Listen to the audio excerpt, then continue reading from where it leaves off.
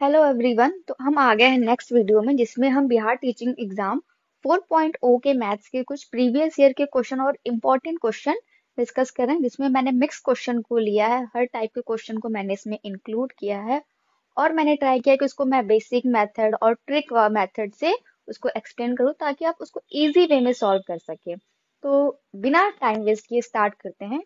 तो पहला क्वेश्चन दिया है, एक सेकेंड। पहला क्वेश्चन है, यदि 3 की power 2x plus 3 equal to 81 की पावर x हो तो x का क्यूब किसके बराबर होगा। तो इसमें जो इक्वेशन दिया है, पहले हम इसमें x की वैल्यू फाइंड करेंगे।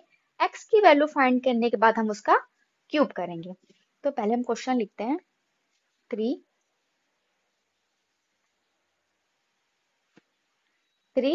की पावर 2x प्लस।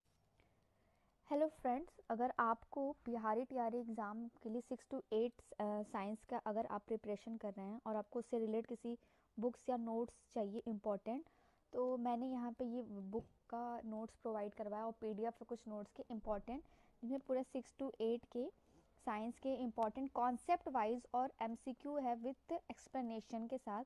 तो अगर आपको ये सारे क्वेश्चन चाहिए, पीडीएफ चाहिए, ये आपको बहुत हेल्प करेगा, तो प्लीज़ डिस्क्रिप्शन में इसका लिंक, मैंने अपने टेलीग्राम का लिंक प्रोवाइड किया है, तो आप उस लिंक पे जाके मुझे मैसेज करिए, तो मैं आपको पीडीएफ प्रोवाइड करवाऊँगी। और इसकी कॉस्ट सिर्फ 29 रुपीज़ है, सिर्फ 29 रुपीज़ है। तो प्लीज़ प्लीज़ प्लीज़ आप परचेज़ करिए और मुझे टेलीग्राम पे मैसेज करिए, तो मैं आपको ये पीडीएफ प्रोवाइड करूँगी। नेक्स्ट वीडियो में मैं बिहार स्टैटिक जीके का इंपॉर्टेंट क्वेश्चन के पीडीएफ प्रोवाइड कराऊंगी, और फिर जैसे जैसे आप कमेंट करते जाएंगे या फिर रिकमेंड करते जाएंगे, तो उस हिसाब से मैं आपको पीडीएफ नोट्स प्रोवाइड करवाती जाऊंगी। तो प्लीज़ आप मुझे मैसेज करें टेलीग्राम पे, और लिंक मैंने डिस्क्रिप्शन बॉक्स में ऑलरेडी मेंशन किया हुआ है। Thank you so much. तो 3 power 2x plus 3 equal to 81 power x। Okay, तो अब 81 को आप क्या लिख सकते हैं? 81 को आप लिख सकते हैं 3 multiplied by 3 multiplied by 3 multiplied by 3। ठीक है, इसके फैक्टर इतने हो गए, यानी आप 3 को लिख सकते हैं 3 के पावर 4। अब यहाँ पे वैल्यू लिखेंगे, 3 power 2x plus 3 equal to 3 power 4। अब देखिए, बेस दोनों का सेम है, तो जब बेस सेम होता है तो पावर इक्वल हो जाती है, यानी 2x plus 3 equal to 4। 2x, 3 उधर जाएगा, माइनस होके 1 हो जाएगा। x इक्वल टू आएगा 1 अपॉन 2। ये आया 1 अपॉन 2। बट हमसे क्या पूछा है? हमसे एक सेकेंड, एक सेकेंड। हाँ, ये देखिए 81x है, तो यहाँ पे क्या हो जाएगा? 81 के पावर x, तो ये हो जाएगा 4x। यहाँ पे भी आएगा 4x। ठीक है, तो अब ये हो जाएगा,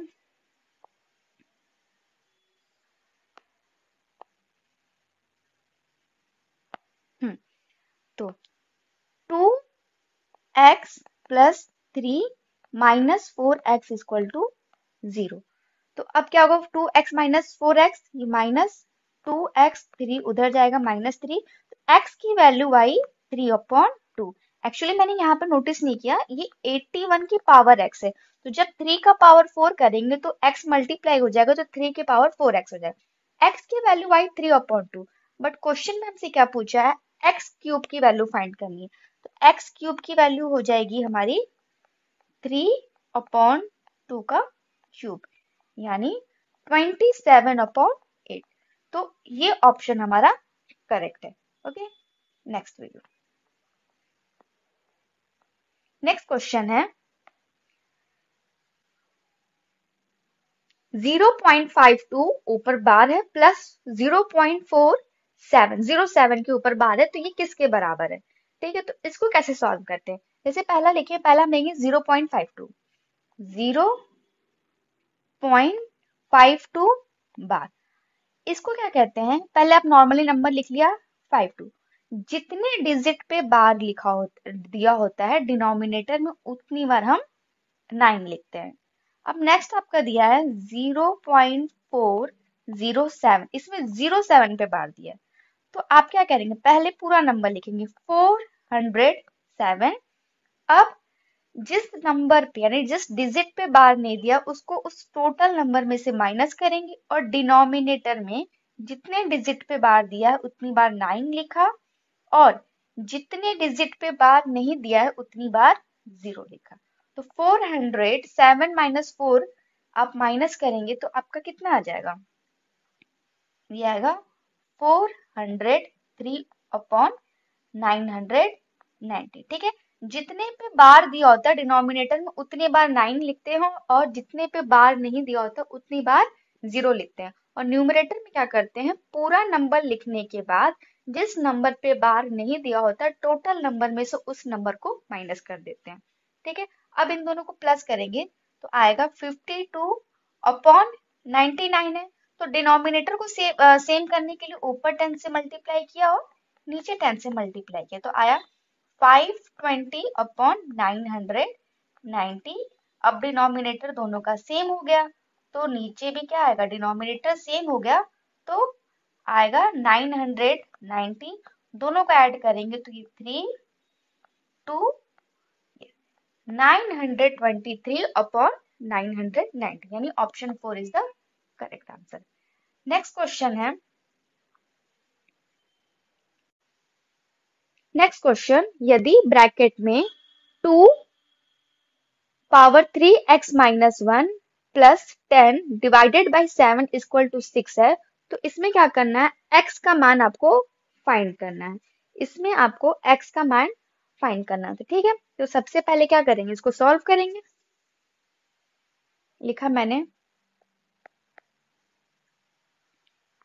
2 3x minus 1 plus 10 upon 7 equal to 6। ठीक है, डिनोमिनेटर में 7 आया तो उधर जाएगा तो मल्टीप्लाई हो जाएगा 2 power 3x minus 1 plus 10 6 multiplied 7 equal to 42 2 3x minus 1 10 उधर जाएगा तो माइनस हो जाएगा 42 माइनस 10 यानी 32 हो गया।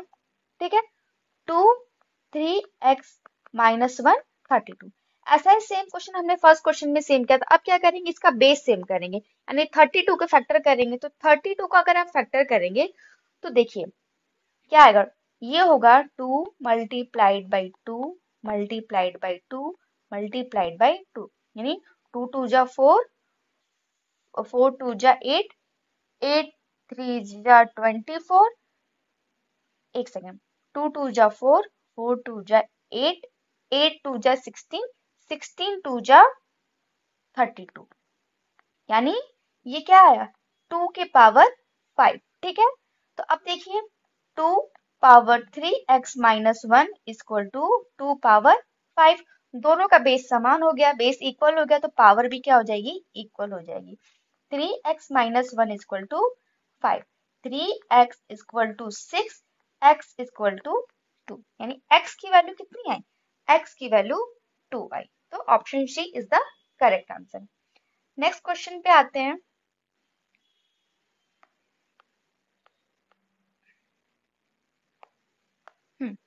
सो नेक्स्ट क्वेश्चन है, न्यूमरेटर में दिया है 0.7 cube minus bracket 0.43 cube, denominator में दिया 0.7 square plus 4.3 multiplied by 0.7 plus bracket में 0.43 का स्क्वायर। देखिए ये एक फॉर्मूले पे बेस होता है। ठीक है, अगर आप इसको क्या कहेंगे, इसको आप मान लीजिए a, इसको मान लीजिए b। ठीक है, इसको मैंने माना a और उसको माना b। तो अब न्यूमरेटर में क्या हो जाएगा, a cube minus b cube upon a square plus ab plus b square. ठीक है, ये हो गया फॉर्मूला। अब देखिए a cube minus b cube का फॉर्मूला क्या होता है, तो a cube minus b cube का फॉर्मूला होता है, एक सेकंड सॉरी,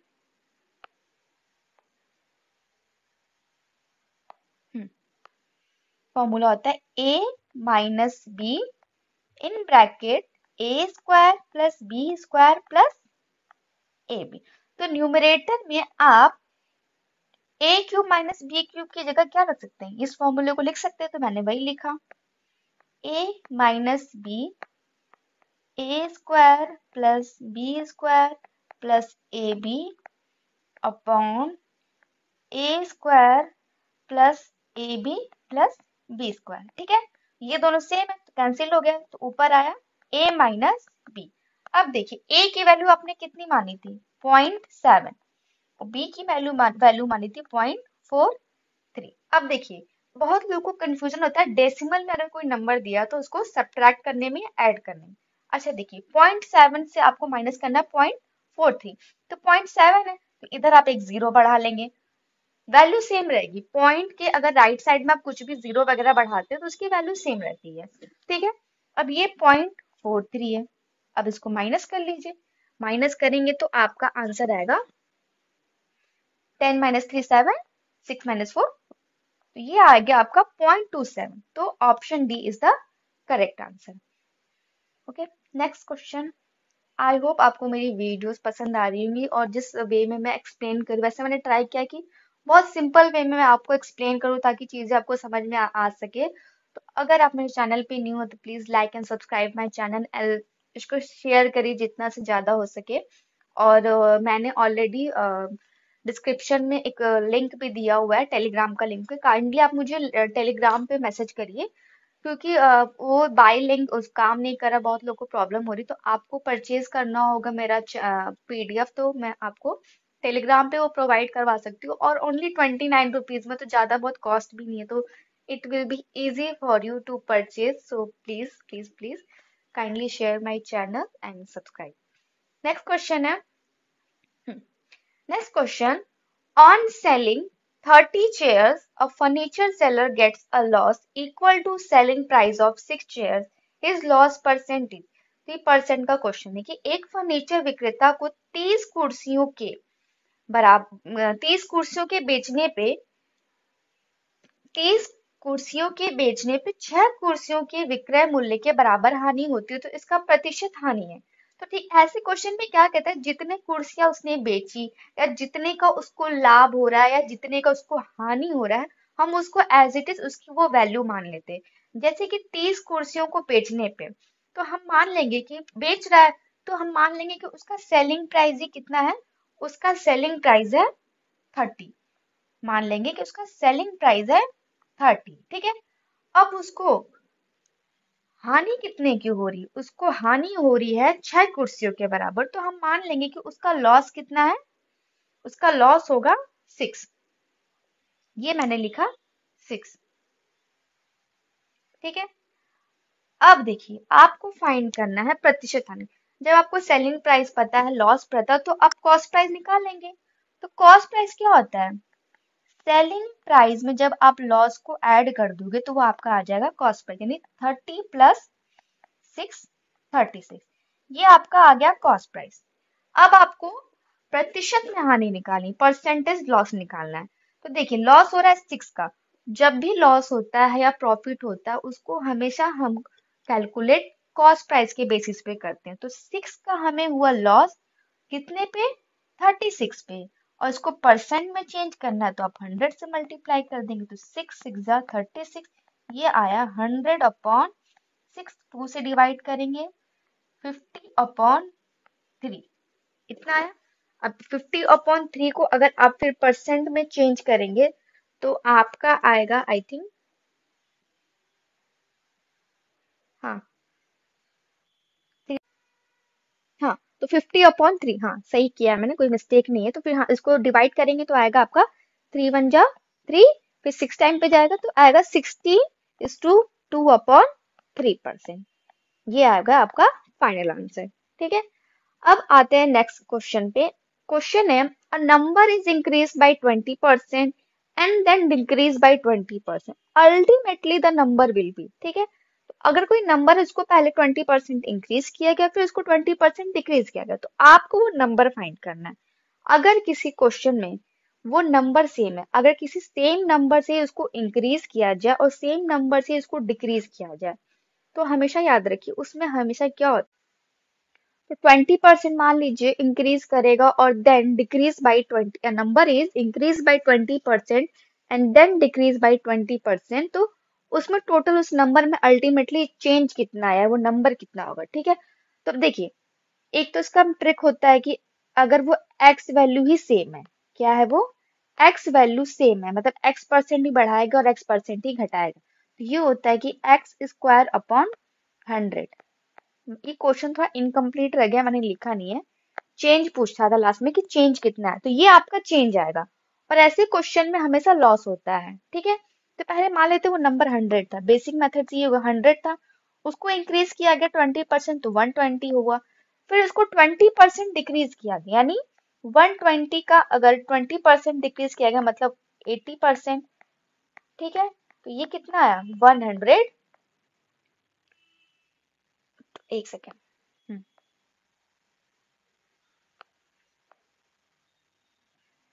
हाँ, तो ये आया 12 मल्टीप्लाइड बाई 8 यानी 96। ठीक है, तो 120 से 96, ठीक है, पहले 100 था, फिर 120 हुआ, फिर 96 हुआ। तो अब पूछ रहा है कि जो ओरिजिनल वैल्यू है और जो फाइनल वैल्यू, उसमें कितना चेंज आया। तो आप देख सकते हैं कि कंपैरिजन ओरिजिनल वैल्यू से करना है। चेंज कितना आया 4। ठीक है, और कंपैरिजन ओरिजिनल वैल्यू से कर रहा है और उसका परसेंट निकालना है, तो आप जब तो सॉल्व करेंगे तो आएगा 4%, उसमें चेंज आया, यानी 4% वो कम था, लेस था। अब इस फॉर्मूले पे करेंगे एक्स स्क्वायर अपॉन 100, तो एक्स की वैल्यू है 20, तो 20 का स्क्वायर हो जाएगा 400 अपॉन 100, 0 to 0 कैंसिल, परसेंट आया है हमारा 4% लेस। ऐसे क्वेश्चन में हमेशा लॉस होता है या तो फिर वो नंबर ही लेस आता है। अगर कंपैरिजन करने को आएगा, कंपैरिजन इसमें ओरिजिनल वैल्यू से करना था, इसीलिए मैंने 96 का कंपैरिजन 100 से किया था। नेक्स्ट क्वेश्चन, आई होप आपको एक क्वेश्चन समझ में आया होगा। अगर आपको एक क्वेश्चन समझ में नहीं आया तो प्लीज आप मुझे कमेंट बॉक्स में करिएगा, तो नेक्स्ट वीडियो में मैं उस क्वेश्चन को दोबारा लूंगी। नेक्स्ट क्वेश्चन है, ये मेंसुरेशन से क्वेश्चन है कि एक 6 सेंटीमीटर त्रिज्या वाले गोले को आंशिक रूप से भरे पानी के एक बेलनाकार बर्तन में डाला गया। ठीक है, पहले एक बेलनाकार बर्तन बना लेते हैं। तो हमारा बेलनाकार बर्तन क्या होगा, ऐसा ही होगा। ठीक है, अब उसमें क्या किया गया, एक त्रिज्या 6 सेंटीमीटर वाले त्रिज्या के गोले को डाला गया। मान लीजिए ये एक कोई गोला है, इसमें डाल दिया गया है, जिसकी त्रिज्या क्या है 6 सेंटीमीटर है। ठीक है, और बर्तन की त्रिज्या जो है वो 8 सेंटीमीटर। यदि गोला उसमें पूर्णतः डूब जाता है तो ऊपर उठे पानी की ऊंचाई कितना है। ऐसे क्वेश्चन में सिंपल आप याद रखिएगा, जो भी उसमें ऑब्जेक्ट डाला गया, जो भी चीज डाला, उसका जितना वो वॉल्यूम होगा उतना ही वॉल्यूम वो कवर करेगा।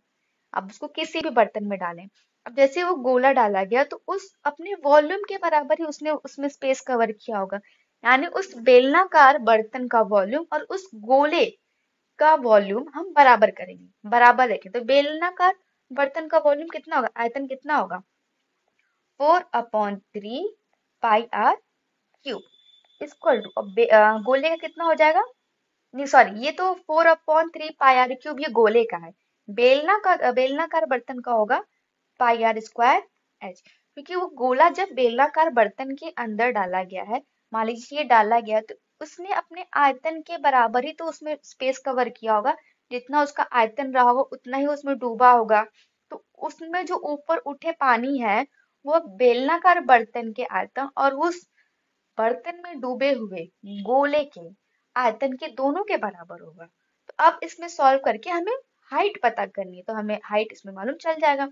तो देखिए गोले का त्रिज्या दिया है 4/3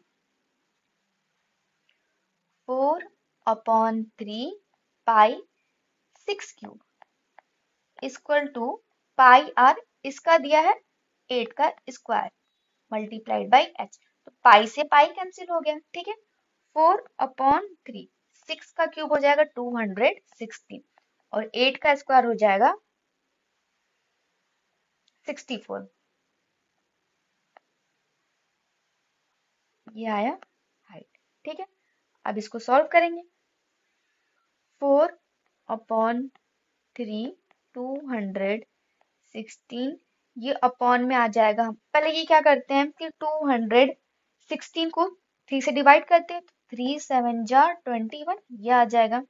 4 मल्टीप्लाइड बाई 72, ये अपॉन में आ गया 64, ये आ गया 8 8 जा 80, 8 8 जा 64, 8 9 जा 72, तो 4 मल्टीप्लाइड बाई 9 अपॉन 8, तो ये हो जाएगा। तो 9 अपॉन 2 इक्वल टू 4.5 सेंटीमीटर।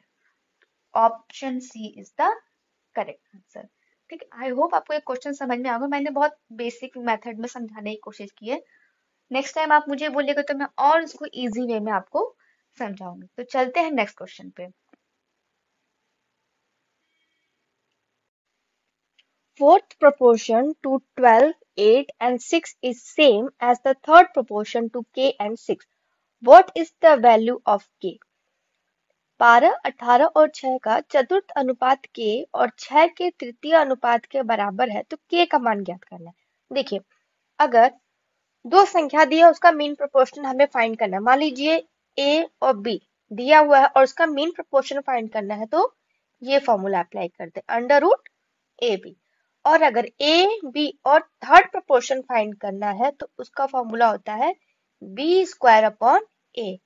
और फोर्थ प्रोपोर्शन फाइंड करने के लिए क्या करते हैं, मान लीजिए a b c और फोर्थ प्रोपोर्शन फाइंड करना है, तो उसका फॉर्मूला होता है b multiplied by c upon a। तो क्वेश्चन में पहला दिया है कि 12 और 18 और 6 का चतुर्थ अनुपात k दिया है, तो पहले चतुर्थ अनुपात निकालेंगे। 12, 18 और 6 का जो चतुर्थ अनुपात कितना दिया है, k दिया है, मतलब इसकी वैल्यू हम निकालेंगे। मान लीजिए क्या हो गया, इसका चतुर्थ अनुपात क्या हो जाएगा, ये हो गया आपका a b और c। फॉर्मूले पर रखेंगे तो b multiplied c upon a, यानी 18 मल्टीप्लाइड बाई 6 अपॉन a। ठीक है, का चतुर्थ अनुपात k और 6 के तृतीय अनुपात के बराबर है। ये k और 6, इसका जो तृतीय अनुपात क्या हो जाएगा, तृतीय अनुपात का फॉर्मूला होता है b स्क्वायर अपॉन a। मान लीजिए ये a है और ये b है, उसका तृतीय अनुपात हो जाएगा b स्क्वायर अपॉन a, यानी 36 अपॉन k। अब क्या करेंगे, इसको हम सॉल्व करेंगे। ठीक है, एक सेकेंड, यहाँ पे ये आएगा आपका, एक सेकेंड, 18 मल्टीप्लाइड बाई 6 अपॉन, मतलब a की वैल्यू क्या है 12 है, तो यहाँ पे आएगा 12। अब इसको सॉल्व करेंगे तो 6 से करेंगे, 6 2 जा 12, 6 3 जा 18। ठीक है, 6 6 जा 36 और ये हो जाएगा आपका k इक्वल टू, उधर जाएगा मल्टीप्लाई हो जाएगा तो 6 मल्टीप्लाइड बाई 2 अपॉन 3, ये हो जाएगा 3 से 2 कैंसिल हो जाएगा, तो आएगा k की वैल्यू 4। तो ऑप्शन में B option is the correct option. Next question बढ़ते हैं। दो क्रमागत प्राकृतिक संख्याएं हमेशा क्या होती हैं। ठीक है, दो क्रमागत प्राकृतिक संख्या हमेशा क्या होती है। पहला ऑप्शन दिया आपका अभाज्य संख्या, दूसरा दिया है विषम संख्या, तीसरा दिया है सम संख्या, चौथा दिया है सअभाज्य संख्या। अभाज्य संख्या मतलब प्राइम नंबर, विषम संख्या मतलब ऑड, सम यानी इवन और सअभाज्य संख्या यानी क्रो प्राइम नंबर। अभाज्य संख्या यानी प्राइम नंबर क्या होता है, जिनका फैक्टर सिर्फ 2 होता है, मतलब ऐसा नंबर जो खुद से डिवाइड होता है। ठीक है, वो क्या, जो सिर्फ एक या फिर खुद से डिवाइड होता है, वो आपका हो जाता है प्राइम नंबर यानी अभाज्य संख्या। विषम संख्या जो 2 से डिवाइड नहीं होते हैं, वो क्या होते हैं आपके विषम संख्या, जैसे 1 3 5 7, ये क्या है विषम संख्या है। सम संख्या ऐसे नंबर जो 2 से डिवाइड हो जाते हैं, जैसे 2 4 6। अभाज्य संख्या का भी एग्जांपल मैं दे सकती हूँ। 2 का क्या होगा कि सिर्फ या तो 1 से डिविजिबल है या तो खुद से, यानी इसके सिर्फ 2 ही फैक्टर होंगे। अभाज्य संख्या का ये होता है कि इसके सिर्फ 2 फैक्टर होते हैं। नेक्स्ट आएगा आपका 3, इसके भी 2 फैक्टर होंगे। 5, अब 6 आप नहीं लिख सकते, क्यों, क्योंकि 6 1 से भी डिविजिबल है, 2 से भी डिविजिबल है, 3 से भी डिविजिबल और खुद से भी डिविजिबल, यानी मोर देन 2 फैक्टर हो गए। तो ऐसे नंबर जो सिर्फ खुद से डिविजिबल हो या तो 1 से डिविजिबल। अब आता है सअभाज्य संख्या यानी को प्राइम नंबर, ऐसे नंबर जिनका HCF 1 आता है, मतलब उनके में कोई कॉमन नहीं हो, कुछ कॉमन फैक्टर नहीं। तो बोल रहा है कि दो क्रमागत प्राकृतिक संख्या, जैसे मान लीजिए मैंने लिखा 1, एक सेकेंड, 1 लिखा, 2 क्रमागत। आई थिंक कुछ क्वेश्चन में मैंने मिस्टेक है, कुछ तो छूट गया मेरे से। मान लीजिए मैंने लिया 1, 2, 3, 4, नहीं सही, 5, 6, 2 क्रमागत मतलब जैसे 1, 2 हो गया, 3, 4 हो गया, 5, 6 हो गया। अब देखिए 1 और 2 में इनका फैक्टराइजेशन करेंगे तो उन दोनों में कुछ कॉमन मिलेगा आपको? नहीं मिलेगा। 3, 4 में भी कोई कॉमन फैक्टर आपको नहीं मिलेगा। 5 और 6 का भी आप कॉमन फैक्टर कुछ नहीं मिलेगा। तो ये क्या हो गए? ये सअभाज्य संख्या हो गए। तो इसका option D is the correct answer. ये दो क्रमागत प्राकृतिक संख्या हमेशा क्या होती है? सअभाज्य संख्या होती है। नेक्स्ट क्वेश्चन, किसी धातु के एक ठोस गोले की त्रिज्या 3 सेंटीमीटर है, इससे व्यास 4 मिलीमीटर। नेक्स्ट क्वेश्चन है, किसी धातु के एक ठोस गोले की त्रिज्या 3 सेंटीमीटर है, इससे 4 मिलीमीटर व्यास का कितना लंबा तार खींचा जा सकता है? तो देखिए, जो धातु के ठोस गोले की त्रिज्या दी है मतलब उसका वॉल्यूम, और उसी वॉल्यूम का यूज करके हम 4 मिलीमीटर व्यास का एक लंबा तार खींचेंगे। जब आप गोला है, जब आप उस गोले का यूज करके तार बनाओगे तो यही तार बनेगा ना। कितना भी पतला बनेगा तो वो बेलनाकार शेप का ही तो तार बनेगा। तो मतलब इसका वॉल्यूम 4/3 पाई आर क्यूब ये बराबर होगा इसके वॉल्यूम के पाई आर स्क्वायर एच के। और लंबाई पूछा है, यानी कितना लंबा, यानी कि वो उसकी हाइट ही पूछ रहा है। अब देखिए इसकी त्रिज्या तो दी है, इसकी त्रिज्या दी है 3 सेंटीमीटर, 4/3 पाई आर क्यूब यानी 3 का क्यूब इक्वल टू, इसमें क्या दिया? 4 मिलीमीटर व्यास दिया। तो आपको पता है 1 सेंटीमीटर में कितना होता है? 10 मिलीमीटर होता है। ठीक है, और यहाँ पे दिया 4 मिलीमीटर, तो इसको पहले हम सेंटीमीटर में चेंज करेंगे तो पाई, और ये क्या दिया है? व्यास दिया है, तो इसका त्रिज्या क्या हो जाएगा? आधा हो जाएगा, यानी 2, और इसको 10 से डिवाइड करेंगे तो ये सेंटीमीटर में चेंज हो जाएगा। मल्टीप्लाई, और हाइट हमें फाइंड करनी। यहाँ से आपको समझ में आ गया होगा कि 1 सेंटीमीटर इक्वल टू 10 मिलीमीटर। तो मिलीमीटर को जब आप सेंटीमीटर में चेंज करेंगे तो 10 से डिवाइड करेंगे, और ये ऑलरेडी व्यास दिया हुआ है। तो त्रिज्या फाइंड करने के लिए मैंने उसका क्या किया? 2 से डिवाइड किया तो 2 आ गया उसका रेडियस। अब इसको सॉल्व करेंगे, पाई से पाई कैंसिल, 2 2 जा 4, ये 4 कैंसिल, तो आया 3 का क्यूब क्या हो जाएगा? 27/3 equal to 1/100 multiplied by height. ये इसकी हाइट होगी, तो ये हो जाएगा 3 9 3 9 27। तो हाइट इसका आया 900 सेंटीमीटर। बट ऑप्शंस में क्या दिया? ऑप्शंस में सारे मीटर में दिए, तो सेंटीमीटर है तो उसको मीटर में चेंज करने के लिए क्या करेंगे? 100 से आप डिवाइड करेंगे तो आएगा 900/100 यानी 9 मीटर। ठीक है, सेंटीमीटर को जब आप मीटर में चेंज करते हैं तो 100 से डिवाइड करते हैं, क्यों? क्योंकि 1 metre equal to 100 centimetre. So next question, दो प्राकृतिक संख्याओं का योग 84 है। ठीक है, निम्नलिखित में से कौन सा इन दो संख्याओं का अनुपात नहीं हो सकता है? तो ऑप्शन सबसे इजी है, जितने भी ऑप्शन दिए हैं आप उनको ऐड, जैसे 3, तो उससे ये 84 कैंसिल हो गया। 3 + 4 कितना होगा? ये भी 7 होगा, ये भी 7 होगा, ये कितना हो रहा है? ये 12 हो रहा है, और ये कितना हो रहा है? 11 हो रहा है। अच्छा, पूछा है नहीं कौन सा अनुपात नहीं हो सकता, तो आप देख लीजिए कि 84 किससे डिविजिबल नहीं हो रहा? 7 से 84 डिविजिबल होता है, यानी ये पहला सही है। ये भी डिविजिबल होता है, ये सेकंड वाला भी रेशियो सही है। 12 से भी डिवाइड होता है, 12 7 84, यानी ये वाला भी ऑप्शन है। लेकिन 11 ये एक ऐसा रेशियो है जो 84 को डिवाइड नहीं करता, इसका मतलब ये अनुपात नहीं हो सकता। तो option D is the correct answer. Next question है कि सभी विषम अभाज्य संख्याओं को एक साथ 100 तक गुणा किया जाता है तो गुणनफल में इकाई अंक क्या है? ठीक है, यानी ये यूनिट डिजिट का सवाल है। तो आप देखिए कि सभी विषम अभाज्य संख्या की बात, अभाज्य संख्या मैंने बताया, अभाज्य यानी प्राइम नंबर, ऐसे प्राइम नंबर जिनके दो फैक्टर होते हैं, या तो दो नंबर से डिविजिबल होते हैं, यानी 1 और खुद से। 2 क्या है? 2 भी एक प्राइम नंबर है, बट 2 क्या है? एक इवन प्राइम नंबर है। तो क्वेश्चन में क्या बोला है कि हमें सिर्फ विषम अभाज्य संख्या लेनी है। क्या? हमें सिर्फ विषम अभाज्य संख्या लेनी है। तो अब विषम में क्या होगा? स्टार्टिंग से आएगा 3 5 7, उसके बाद अगर आप जाएंगे तो आपका आएगा 11, करते करते आपके बहुत सारे होंगे। अब देखिए इस नंबर में आ गया 5। अब नंबर 5 का रूल क्या होता है, अगर मैंने इवन नंबर भी लिया होता यानी मैंने 2 को भी लिया होता, जैसे मान लीजिए 2, 3, 5, 7, तो अगर मैंने 2 को भी इंक्लूड किया होता तो 2 मल्टीप्लाइड बाई 5 लास्ट में 0 आता, यानी उसका यूनिट प्लेस 0 आता। तो एक बार 5 आ गया और 2 आ गया तो इवन नंबर से मल्टीप्लाई होने के बाद 0 आ गया, यानी उसका यूनिट प्लेस में यानी इकाई अंक हमेशा 0 आता, बट 2 को हमने क्या किया, इंक्लूड नहीं किया। तो अब सिर्फ आ रहा है 5,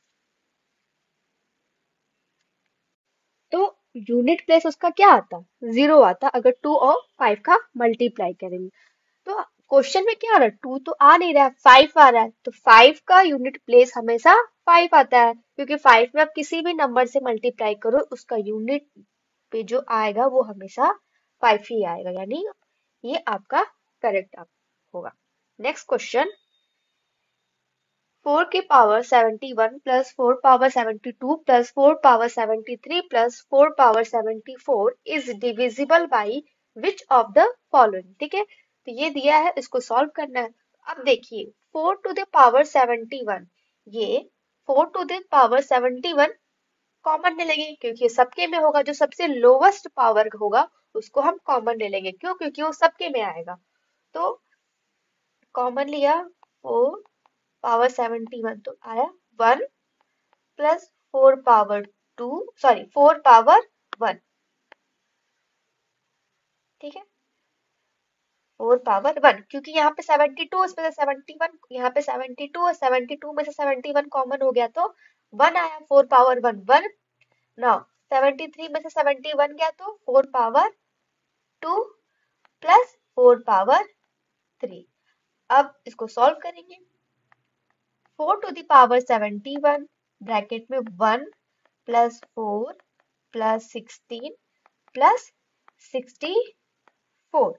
अब क्या करेंगे, इन सबको ऐड कर देंगे, तो ऐड करेंगे आप तो आएगा 4 टू द पावर 71, इसको ऐड किया तो 4 plus 6, 6 plus 4 10, 10 plus 4 14, 150, carry 1, 6 plus 1 7, carry 1 plus 85, ये आया 4 to the power 71 multiplied by 81।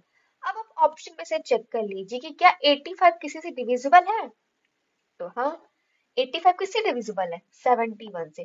तो अगर ये 70 से डिविजिबल है तो मतलब ये पूरा नंबर भी क्या होगा, 17 से डिविजिबल। डिविजिबिलिटी मतलब अगर रिमाइंडर 0 आ रहा है तो मतलब वो पूरा नंबर उससे डिविजिबल है, तो ऑप्शन 17 जो है हमारा करेक्ट आंसर।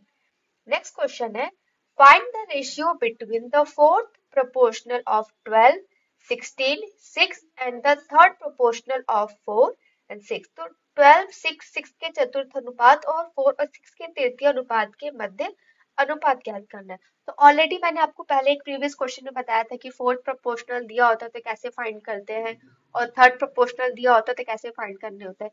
तो मान लीजिए ए को यहाँ पे 12 क्या हो जाएगा आपका, ए, ये बी और सी, इसको भी आप क्या मान लेंगे, ए मान लेंगे और बी मानेंगे।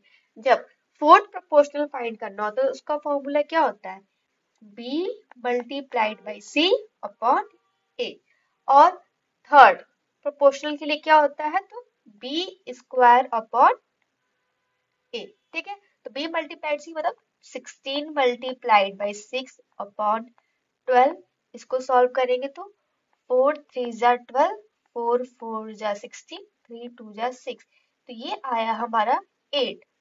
इसको सॉल्व करेंगे तो आएगा 6 स्क्वायर 36 अपॉन 4, ये आया हमारा 9। इन दोनों का रेशियो निकालना है, फोर्थ प्रोपोर्शन और थर्ड प्रोपोर्शन का, तो इसका रेशियो आएगा 8:2 अपॉन 9, यानी 8 ratio upon 9 is the correct option. Now next question है, what is the remainder when a prime number greater than 7 is divided by 6। जब 7 से बड़ी अभाज्य संख्या को 6 से विभाजित किया जाता है तो शेषफल क्या होता है। We have already discussed that what is prime number। prime number क्या होता है, that number having only two factor, ऐसा नंबर जो तो सिर्फ 1 से डिविजिबल होता है या तो खुद से डिविजिबल होता है, ऐसे नंबर प्राइम नंबर होते हैं। तो इसमें कंडीशन क्या दी है? कंडीशन ये दी है कि वो नंबर 7 से बड़ी होनी चाहिए। तो अब आप सोच रहे होंगे कि 7 से बड़ी अभाज्य संख्या को अगर 6 से विभाजित किया तो शेषफल क्या आना चाहिए? तो 7 से बड़ी संख्या क्या है? आप कह सकते हैं 7 से बड़ी संख्या तो 11 है। अब 11 को 6 से मैंने डिवाइड किया तो कितना आया? 6 1 जा 6, 6 2 जा 12। तो ये तो इससे ज्यादा हो गया, ठीक है। तो अब 6 1 जा 6, तो 11 माइनस 6 ये आया 5। तो ऑप्शन में तो 5 आपको दिख गया। तो अब क्या करेंगे? डायरेक्टली आप 5 पे टिक करेंगे? एक बार और चेक करते हैं, 13 से भी देखते हैं, 13 को भी ट्राई करते हैं। 13 इसको भी किया तो 6 2 जा 12, ये कितना आया? 1। देखिए 11 भी 7 से बड़ी अभाज्य संख्या है और 13 भी। दोनों में क्या आ रहा है? एक में आ रहा है 5 और एक में आ रहा है 1। तो ठीक, ऐसे क्वेश्चन में क्या करते हैं? ऐसे में आपका होगा मोर देन अबव। अब देखिए किससे डिवाइड करने के लिए बोला था? 6 से डिवाइड करने के लिए बोला था। तो 6 का आप क्या करिए? प्राइम फैक्टराइजेशन करिए। 6 का प्राइम फैक्टराइजेशन करेंगे तो क्या आएगा? 2 और 3। 2 और 3 मतलब 2 भी 6 का प्राइम फैक्टराइजेशन फैक्टर है और 3 भी इसका क्या है? प्राइम फैक्टर है। तो देखिए 2 क्या हो गया? ये हो गया इसका मतलब 2 भी जो 6 को डिवाइड कर रहा है और 3 भी 6 को डिवाइड कर रहा है। तो प्राइम फैक्टराइजेशन का मतलब शॉर्ट ट्रिक है, जो सबसे स्मॉल नंबर होगा यानी 2, यानी कि दो ऐसे नंबर हो गए यानी दो रिमाइंडर आएगा। अगर आप 11 को देखिए, जब आपने डिवाइड किया तो 5 आया और 13 को भी डिवाइड किया तो 1 आया। तो प्राइम फैक्टराइजेशन करने के बाद जो स्मॉलेस्ट नंबर होता है उसको आप कंसीडर करेंगे कि हाँ उतना फैक्टर आएगा या उतना रिमाइंडर आएगा। Next question, the cost price of 36 article is equal to the selling price of X articles. If the profit is 20%, then what is the value of X? कि 36 वस्तुओं का क्रय मूल्य, मान लीजिए कि 36 है, इनका क्रय मूल्य यानी कॉस्ट प्राइस बराबर है एक्स वस्तुओं के सेलिंग प्राइस के यानी एसपी के, ठीक है। तो सीपी यानी cost price upon selling price equal to हो गया एक्स अपॉन 36, ठीक है। तो कॉस्ट प्राइस की वैल्यू एक्स और सेलिंग प्राइस की वैल्यू 36 है। और प्रॉफिट कितने का हो रहा है? प्रॉफिट हो रहा है हमारा 20% का। तो इसको रेशियो में चेंज करेंगे, 20 अपॉन 100 इक्वल टू 1 अपॉन 5। देखिए डिनोमिनेटर में जो वैल्यू होती है, अगर परसेंटेज का क्वेश्चन तो डिनोमिनेटर में जो भी वैल्यू होती है वो कॉस्ट प्राइस होती है। ये हमारा अगर कॉस्ट प्राइस है, ठीक है, प्रॉफिट हो रहा है हमें 1 का, तो सेलिंग प्राइस क्या हो जाएगा? सेलिंग प्राइस हो जाएगा हमारा 5 plus 1 equal to 6। But question में कितना दिया है? क्वेश्चन में तो 36 दिया है, यानी 6 की वैल्यू दी है 36। तो एक यूनिट की वैल्यू यानी 1 यूनिट की वैल्यू हमने निकाल ली 36 अपॉन 6 इक्वल टू 6, यानी 1 यूनिट की वैल्यू हमारी आ गई 6। तो अब हमसे पूछ रहा है कि x का मान कितना होगा? तो x का मान आप बताइए कितना होगा? अगर 1 यूनिट की वैल्यू 6 आ रही है, ठीक है, 1 यूनिट की वैल्यू 6 आ रही है और हमें पूछा है कॉस्ट प्राइस की वैल्यू। देखिए यहाँ पे कॉस्ट प्राइस की वैल्यू कितनी दी है? 5 दी है। तो 5 मल्टीप्लाइड बाई 6 इक्वल टू 30, ठीक है। तो ये हमारा हो गया फाइनल आंसर। पहले हमने रेशियो बनाया इस तरह, ठीक है, और जो 20% हमें प्रॉफिट हो रहा है उसको रेशियो में चेंज किया। तो डिनोमिनेटर में क्या होता है? हमेशा कॉस्ट प्राइस की वैल्यू दी होती है। तो कॉस्ट प्राइस हो गया, सेलिंग प्राइस हमने निकाल लिया 5 प्लस 1 इक्वल टू 6। क्यों? क्योंकि हमें प्रॉफिट हो रहा था। जब कॉस्ट प्राइस में हम प्रॉफिट को ऐड करते तो हमारी सेलिंग प्राइस की वैल्यू आती। सेलिंग प्राइस की वैल्यू हमारी 6 है, लेकिन क्वेश्चन में कितना दिया था? 36। तो इसमें क्या करेंगे? हमने 1 यूनिट की वैल्यू फाइंड की। 1 यूनिट की वैल्यू आई 6, फाइंड क्या करना था? Cost price. तो अगर 1 यूनिट की वैल्यू 6 आई और कॉस्ट प्राइस की वैल्यू दी है 5, तो उसकी वैल्यू निकालेंगे 5 multiplied 6 equal to 30। So cost price की वैल्यू कितनी आई? 30। नेक्स्ट क्वेश्चन ये अलजेब्रिक क्वेश्चन है, अलजेब्रा से रिलेटेड कि x upon y plus y upon x और under root x square plus Y square का तृतीय अनुपाती क्या होगा? तो ये हो गया हमारा a, ये हो गया हमारा b। तो तृतीय अनुपाती का वैल्यू क्या होता है? तृतीय अनुपाती equal to b square upon a। तो b स्क्वायर की वैल्यू अगर हम इसका रूट इसका स्क्वायर करेंगे यानी तो आएगा हमारा X square plus Y square upon, अब देखिए a की वैल्यू यहाँ पे क्या दी है, x upon y plus y upon x। तो इसको हम पहले सॉल्व कर लेते ताकि इजी रहे हमारा। तो क्रॉस मल्टीप्लीकेशन होगा तो X square plus Y square upon X Y. अब यहाँ पे हम a की वैल्यू रखेंगे, तो यहाँ पे रखा हमने X square plus Y square upon X Y. अब एक्स वाई ऊपर चला जाएगा, ये कैंसिल हो जाएगा, तो हमारा फाइनल आंसर आया एक्स वाई, यानी option A is the correct answer. Next question, तीन संख्याओं का योग 98 है यदि पहली संख्या का दूसरी से अनुपात दो संबंधित 3 यानी 2:3 है और दूसरी संख्या का तीसरी संख्या से अनुपात 5:8 यानी 5 संबंधित 8 है, तो तीसरी संख्या कौन सी होगी। देखिए क्या दिया है, मान लीजिए पहली संख्या, तो मान लीजिए पहली संख्या a:b में, ये दिया है 2:3 और कह रहा है दूसरी संख्या का तीसरी से यानी b का c से कितना दिया है 5:8। अब क्या करेंगे हम abc फाइंड करेंगे, पहले a:b:c। a:b की वैल्यू दी है 2:3, b:c की वैल्यू दी है 5:9। अब देखिए यहाँ पे c का ये वाला पार्ट खाली है और यहाँ पे भी a का ये वाला पार्ट खाली। अब इसको फाइंड करेंगे तो इसका ट्रिक होता है कि एक सेकेंड, ठीक है। अब देखिए ये खाली है, तो देखिए C के इस राइट साइड लेफ्ट साइड में क्या लिखा है 3, तो यहाँ पे भी 3 को आएगा। यहाँ पे इस जगह खाली है तो यहाँ पे देखिए 5 दिया, तो यहाँ पे भी क्या आएगा 5 आएगा। अब मल्टीप्लाई कर लीजिए 10, 3 5 जा 15, 3 9 जा 27।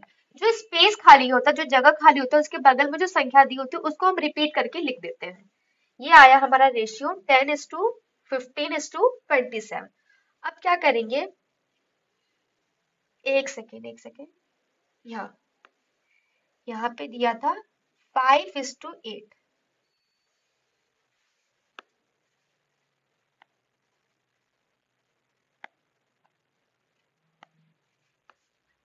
8, तो यहाँ पे भी आएगा 8 और यहाँ पे आएगा हमारा 24, ठीक है। अब क्या करेंगे, इन सबको ऐड करेंगे, 10 + 15 + 24 आएगा हमारा 49, ठीक है। ये सम करने पे है, बट क्वेश्चन में देखिए क्वेश्चन के अकॉर्डिंग इसका योग कितना दिया, क्वेश्चन के अकॉर्डिंग तो इसका योग दिया है 98। 49 की वैल्यू 98 दी, तो 1 यूनिट की वैल्यू कितनी हो जाएगी, 1 यूनिट की वैल्यू हो जाएगी 2। तो क्वेश्चन में क्या पूछा है कि तीसरी संख्या कौन सी होगी। तो देखिए ये हो गई हमारी पहली संख्या, ये हो गई हमारी दूसरी संख्या, ये हो गई हमारी तीसरी संख्या। तो अगर एक यूनिट की वैल्यू 2 दी है तो 24 यूनिट की वैल्यू कितनी होगी, 24 मल्टीप्लाइड बाई 2 इक्वल टू 48, यानी option B is the correct answer. Next question, a man travels with a speed of 12 km per hour.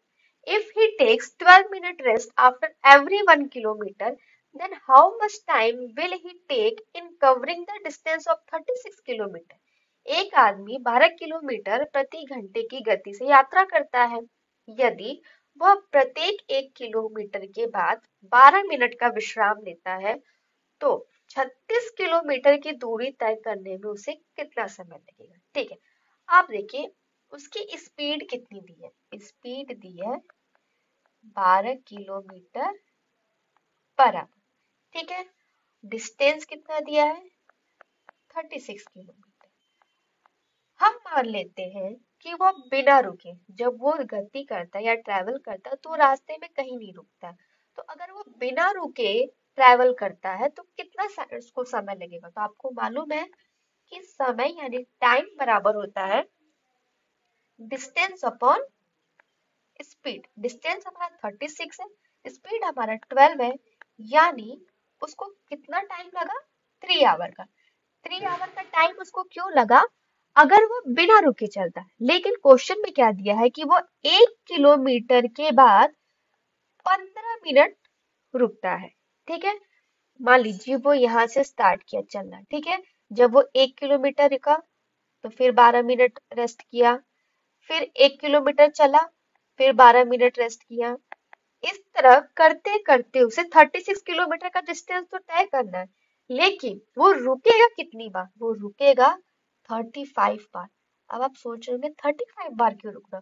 क्यों? क्योंकि जब वो 36 किलोमीटर जैसे ही पहुंचेगा, उसने तो अपनी डिस्टेंस कवर कर ली, उसके बाद तो उसको रुकने की जरूरत ही नहीं पड़ेगी। तो टोटल स्टार्टिंग पॉइंट से एंडिंग पॉइंट तक वो सिर्फ 35 टाइम्स तक रुका, क्योंकि 36 टाइम्स पर तो वो पहुंच जाएगा अपनी डेस्टिनेशन पे। तो टोटल वो कितना टाइम रुका? तो 35 में अगर आप 12 से मल्टीप्लाई करेंगे, ठीक है, देखिए ये टाइम कितना दिया है, टाइम मिनट में दिया है, तो अब इसको आवर में चेंज करने के क्या करेंगे आप, 60 से डिवाइड कर देंगे, ठीक है, तो ये हमारा टाइम हमें आवर में मिल जाएगा। 12 5 जा 60, 5 7 जा 35, यानी उसको लगा 7 आवर उसको एक्स्ट्रा लग रहा है, ठीक है, 7 आवर उसको एक्स्ट्रा लग रहा है। अगर नॉर्मली तो उसको 3 आवर लग ही रहा है, लेकिन जो रुकने की वजह से उसको 7 आवर एक्स्ट्रा लग रहा है, तो टोटल कितना टाइम लगा उसको? टोटल उसको टाइम लगा 3 + 7 = 10। आई होप आपको ये क्वेश्चन समझ में आएगा। 3 आवर तो उसको तो एक्चुअल टाइम जो लगना था तो वो लगा ही था, लेकिन रुकने की वजह से जो उसको 7 आवर है वो एक्स्ट्रा टाइम लगा, इसलिए मैंने उसको उसमें ऐड कर दिया। Final answer will be 10 hour. Next question, ये हमारा लास्ट क्वेश्चन होगा आज की वीडियो का। x² - y² और x - y का तृतीय अनुपाती ज्ञात कीजिए, यानी ये हो गया हमारा a, ये हो गया b। तो आपको पता है इसका फॉर्मूला, क्योंकि ऑलरेडी हमने बहुत सारे क्वेश्चन इसके डिस्कस कर चुके हैं। This will be very easy for you. b² a, b की वैल्यू क्या दी है, x - y का whole square upon a, x² - y², ठीक है। अब हमें ऑप्शन के अकॉर्डिंग उसको सॉल्व करना है, क्योंकि हमें ऑप्शन में उसका आंसर चाहिए। तो अब क्या करेंगे, उसको एक्सपेंड करेंगे। x इस एक सेकेंड, x माइनस y को हम क्या लिख सकते हैं, x minus y, x minus y का 2 बार मल्टीप्लाई करेंगे तभी तो वो आएगा x माइनस वाई का होल स्क्वायर, और डिनोमिनेटर में दिया x² - y², तो ये a² - b² का फॉर्मूला, यानी ये हो जाएगा x + y x minus y. तो x minus y to x minus y cancel हो गया। ये आया हमारा final answer x minus y upon x plus y. तो option A is the correct answer. अगर आपको मेरी वीडियो पसंद आई है तो प्लीज इसको लाइक करें, शेयर करें और सब्सक्राइब करें। और ऑलरेडी मैंने अपनी वीडियो का जो पीडीएफ है 6 to 8 साइंस का, उसका लिंक ऑलरेडी मैंने डिस्क्रिप्शन बॉक्स में मेंशन किया है और कमेंट बॉक्स में उसको पिन किया है। अगर आपको पीडीएफ चाहिए तो आप मुझे टेलीग्राम पे मैसेज कर दें। Cost is only 29 rupees. मेरे पास बिहार स्टैटिक जीके का भी पीडीएफ है और प्राइमरी एग्जाम का भी रिलेटेड इंपॉर्टेंट जीके जीएस के भी क्वेश्चन है। तो नेक्स्ट वीडियो में मैं उसका पीडीएफ आपको अपलोड करूंगी और उसके एक वीडियो शॉर्ट मिनी वीडियो भी आपको मैं दिखाऊंगी, ताकि आपको आइडिया लग जाए कि हाँ कि आपको उसको परचेज करना है कि नहीं करना। और अगर आपको परचेज करना है तो kindly DM on my Telegram. So bye bye everyone, have a nice day. Hello friends, तो हम आ गए हैं नेक्स्ट वीडियो में। इसमें हम डिस्कस करेंगे बिहार टीचिंग एग्जाम तैयारी 4 मैथ से कुछ इंपॉर्टेंट क्वेश्चन। इसमें हमने मिक्स क्वेश्चन लिए हैं और मैंने ऑलरेडी 20 क्वेश्चन डिस्कस करके उसका एक वीडियो प्लेलिस्ट में बना के ऐड कर दिया है। तो इस वीडियो में हम स्टार्ट करेंगे क्वेश्चन नंबर 21 से। तो कंटिन्यू करेंगे, इसमें मैंने नंबरिंग करके सारे क्वेश्चन डिस्कस किए हैं। तो ट्राई करेंगे कि हम टोटल 200 क्वेश्चन डिस्कस करें। मिक्स क्वेश्चन, प्रीवियस ईयर के क्वेश्चन, इंपॉर्टेंट कई सारे वैरायटी के क्वेश्चन हम इसमें सॉल्व करेंगे। तो बिना टाइम वेस्ट किए let's start. So first question is a metallic sphere of radius 10.5 centimeter is melted and then recast into small cones, each of radius 3.5 centimeter and height 3 centimeter. The number of such cone is। Question ये है कि 10.5 centimetre त्रिज्या वाले एक धातु के गोले को पिघलाया जाता है। ठीक है, त्रिज्या कितनी दी है धातु के गोले की, ये दी है 10.5 सेंटीमीटर। ओके, अब दिया है कि छोटे शंकु में उसको बदल दिया जाता है। तो प्रत्येक की त्रिज्या 3.5 सेंटीमीटर, जब उसको शंकु में बदलते हैं तब उसकी त्रिज्या हो जाती है 3.5 5 सेंटीमीटर और हाइट हो जाती है 3 सेंटीमीटर। ठीक है, तो पूछा है कि ऐसे कितने शंकु बनेंगे। तो देखिए, किसी भी ऑब्जेक्ट को अगर मेल्ट करके उससे कोई दूसरा ऑब्जेक्ट बनाया जाता है तो वो उसके वॉल्यूम या उसके एरिया का कवर करेगा। तो यहाँ पे देखिए क्या पिघलाएगा, धातु के गोले को पिघलाएगा। धातु क्या है, स्फीयर, वो 3D होगा। यानी जब उसको आप मेल्ट करके छोटे शंकु में आप उसको बदल रहे हो तो दोनों का वॉल्यूम क्या रहेगा, सेम रहेगा, क्योंकि धातु के गोले का वॉल्यूम ही आप उसको यूज करके उसको शंकु में बदल रहे हैं। यानी जो धातु का जो गोला है उसका वॉल्यूम कितना होगा, 4/3 पाई आर। इसको मैं सॉलिड ऐसे रिप्रेजेंट कर रही हूँ ताकि आप समझ जाएंगे। इक्वल टू, अब शंकु में बदल रहा है तो शंकु का वॉल्यूम क्या हो जाएगा, उसका हो जाएगा 1/3 पाई आर स्क्वायर एच। ये सी मतलब कौन रिप्रेजेंट करा। और पूछा क्या आंसर, शंकुओं की संख्या पूछा, तो हम मान लेंगे कि एन प्रकार एन शंकु बनेंगे। एन का मतलब यानी एन शंकु बनेंगे, वो एन हमें फाइंड करना है। ठीक है, अब वैल्यू पुट कर देंगे। 4/3, यहाँ पाई से पाई कैंसिल हो जाएगा। आर की वैल्यू दी है 10.5 क्यूब इक्वल टू एन 1/3, यहाँ पे आर की वैल्यू दी है 3.5 स्क्वायर मल्टीप्लाइड हाइट दी है 3। ठीक है, अब देखिए यहाँ 3 से 3 कैंसिल हो गया। अब इसको लिखेंगे 4 multiplied by 10.5 multiplied 10.5 multiplied 10.5 equal to n 3.5 multiplied 3.5 multiplied by 3।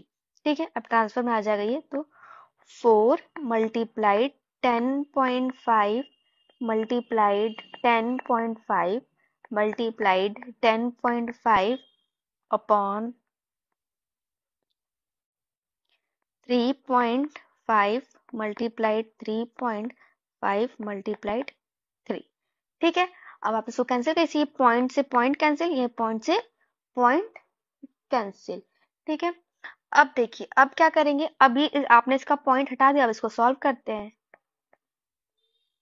ये इसको करेंगे 5 7 जा 35, 5 2 जा 5, 5 1 जा 5, 5 7 जा 35, 5 2 जा 1।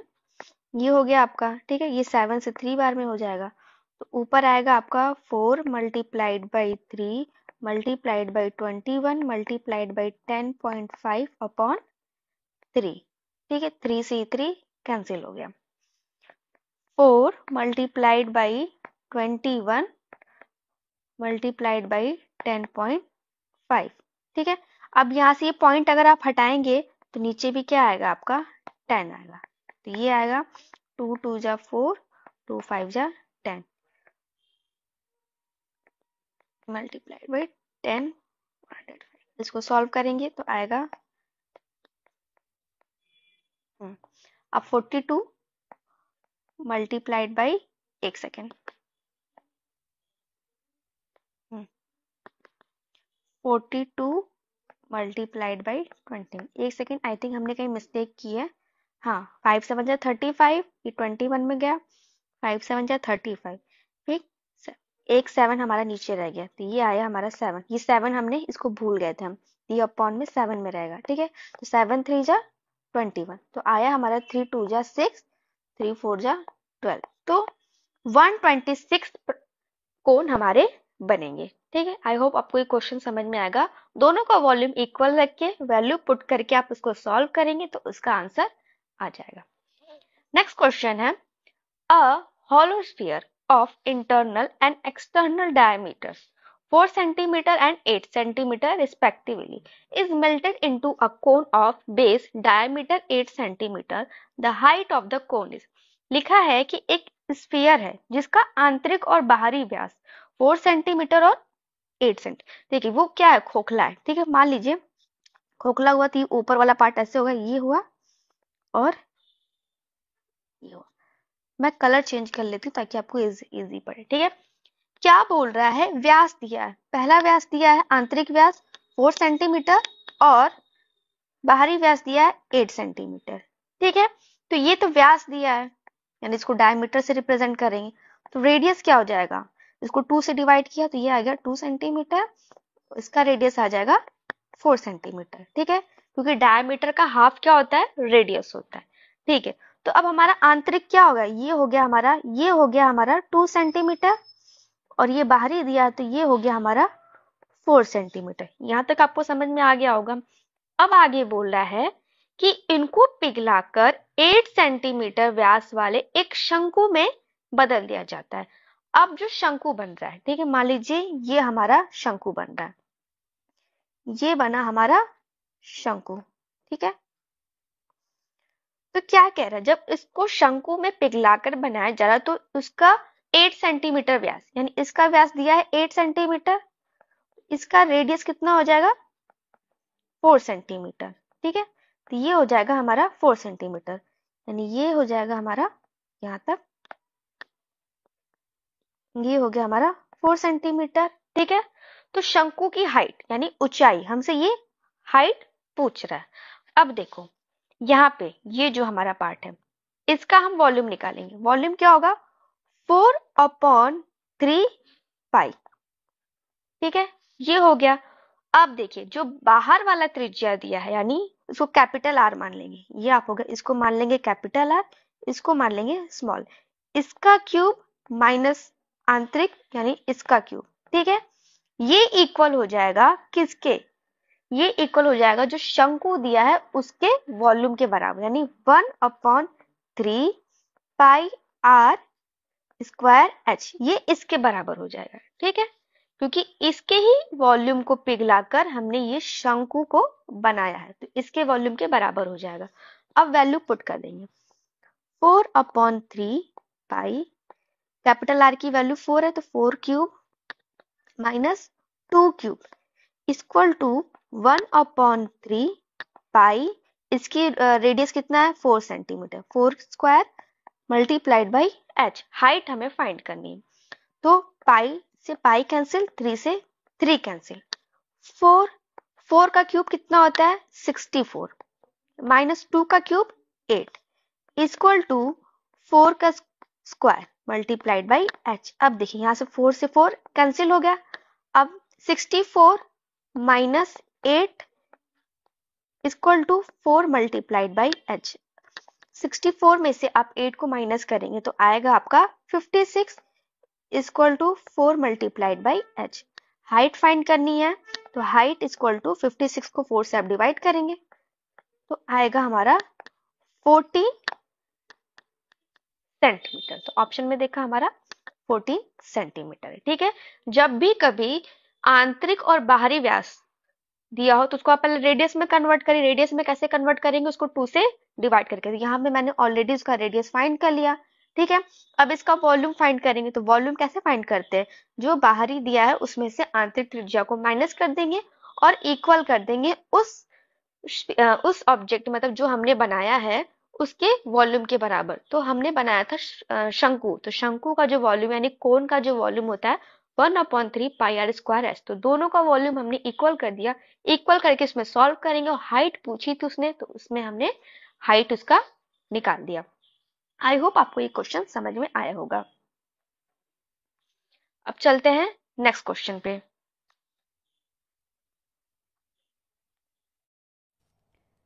हेलो फ्रेंड्स, अगर आपको बिहारी टीआरई एग्ज़ाम के लिए 6 to 8 साइंस का अगर आप प्रिपरेशन कर रहे हैं और आपको उससे रिलेट किसी बुक्स या नोट्स चाहिए इम्पोर्टेंट, तो मैंने यहाँ पे ये बुक का नोट्स प्रोवाइड करवाया और पीडीएफ कुछ नोट्स के इम्पोर्टेंट, जिसमें पूरे 6 to 8 के साइंस के इम्पोर्टेंट कॉन्सेप्ट वाइज और एमसीक्यू है विथ एक्सप्लेनेशन के साथ।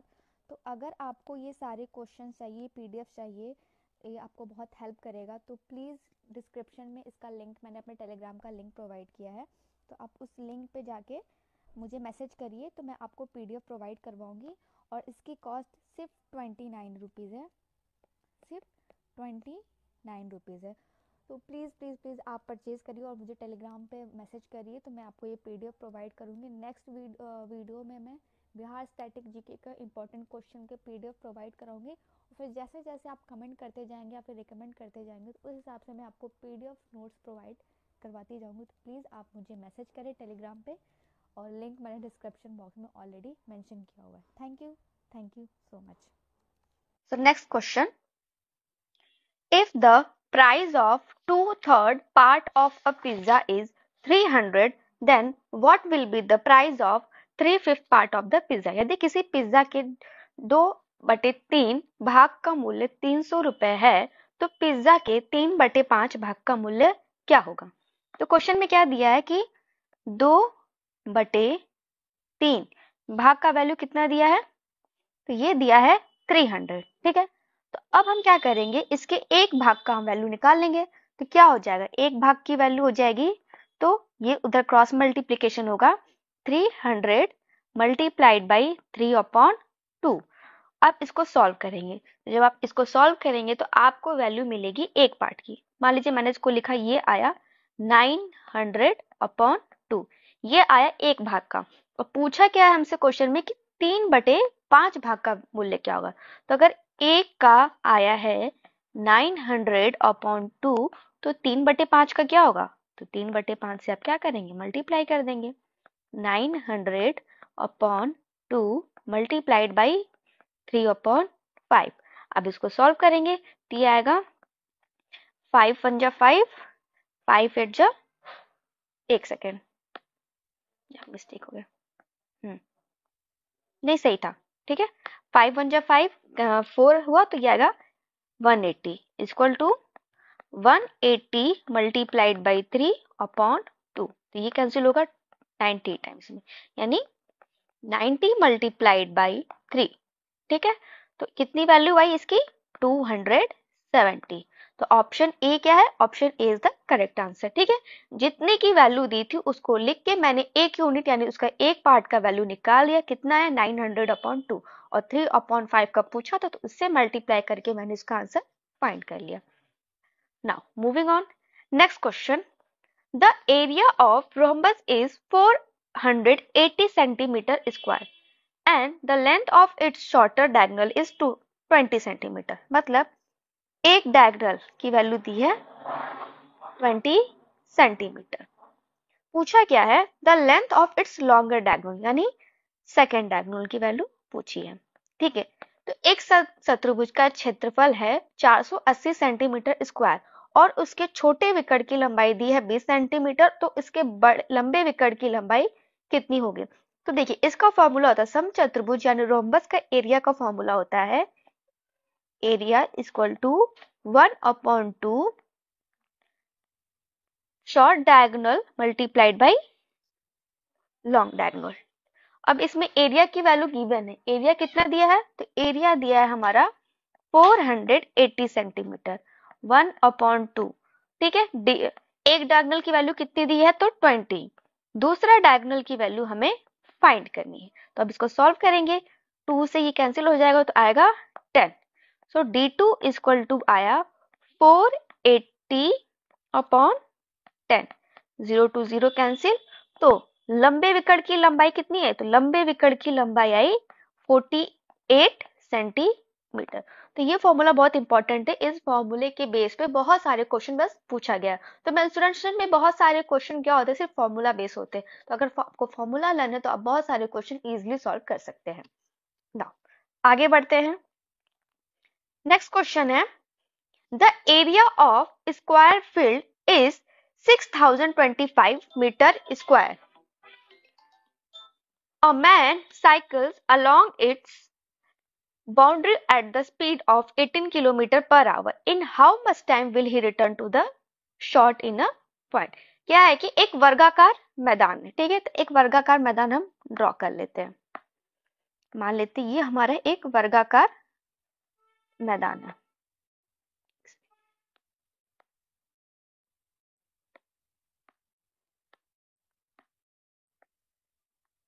ये हो गया हमारा वर्गाकार मैदान, ठीक है। अब क्या पूछ रहा है, और इसका क्षेत्रफल कितना दिया, इसका क्षेत्रफल दिया है यानी ए स्क्वायर की वैल्यू दी। क्षेत्रफल क्या होता है वर्गाकार का, या उसका एरिया होता है साइड मल्टीप्लाइड बाई साइड, यानी उसके साइड का जब हम स्क्वायर करते हैं तो उसका क्षेत्रफल निकल के आता है, और उसकी वैल्यू दी है 6025 मीटर स्क्वायर। अब क्या कह रहा है कि एक आदमी इसकी सीमा पर 18 किलोमीटर आवर की स्पीड से चलता है। स्पीड कितनी दी है उसकी? 18 किलोमीटर पर आवर। वह कितने समय में आरंभिक बिंदु पर वापस आ जाएगा? ठीक है, देखिए ये आपका स्क्वायर है, इसकी सारी साइड क्या होती है? इक्वल होती है। स्क्वायर में क्या होता है? All sides are equal to each other, मतलब उसके जो चारों साइड्स है वो इक्वल होते हैं। और ये होता है उसका डायगोनल, ये क्या होता है? a√2। ठीक है, अब देखिए ये क्या है? ए स्क्वायर की मतलब इसका एरिया दिया है इतना, तो इसका हम क्या निकाल लेंगे? साइड निकाल लेंगे। अगर आप इसका रूट निकालेंगे तो क्या आ जाएगा? तो देखिए इसका सिंपल सा ट्रिक है, लास्ट में क्या दिया? 25, यानी ये 5 का स्क्वायर होगा। अब आप देखिए कि जो 600 है किसके स्क्वायर के एकदम पास है? देखिए तो 600 से सबसे बड़ा क्या होगा? 625, तो 25 का स्क्वायर है।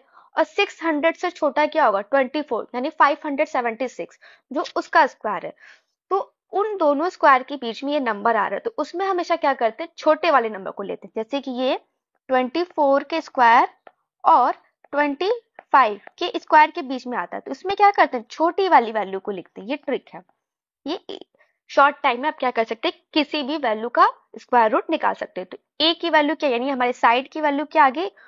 244। ठीक है, अब क्या करेंगे? अब हम क्या फाइंड करेंगे? अब हम फाइंड करेंगे कि इसका पेरीमीटर क्या है। तो पेरीमीटर की वैल्यू क्या होती है? पेरीमीटर की वैल्यू होती है 4 मल्टीप्लाइड बाई साइड। ठीक है, तो 4 मल्टीप्लाइड बाई साइड, तो ये कितना होगा?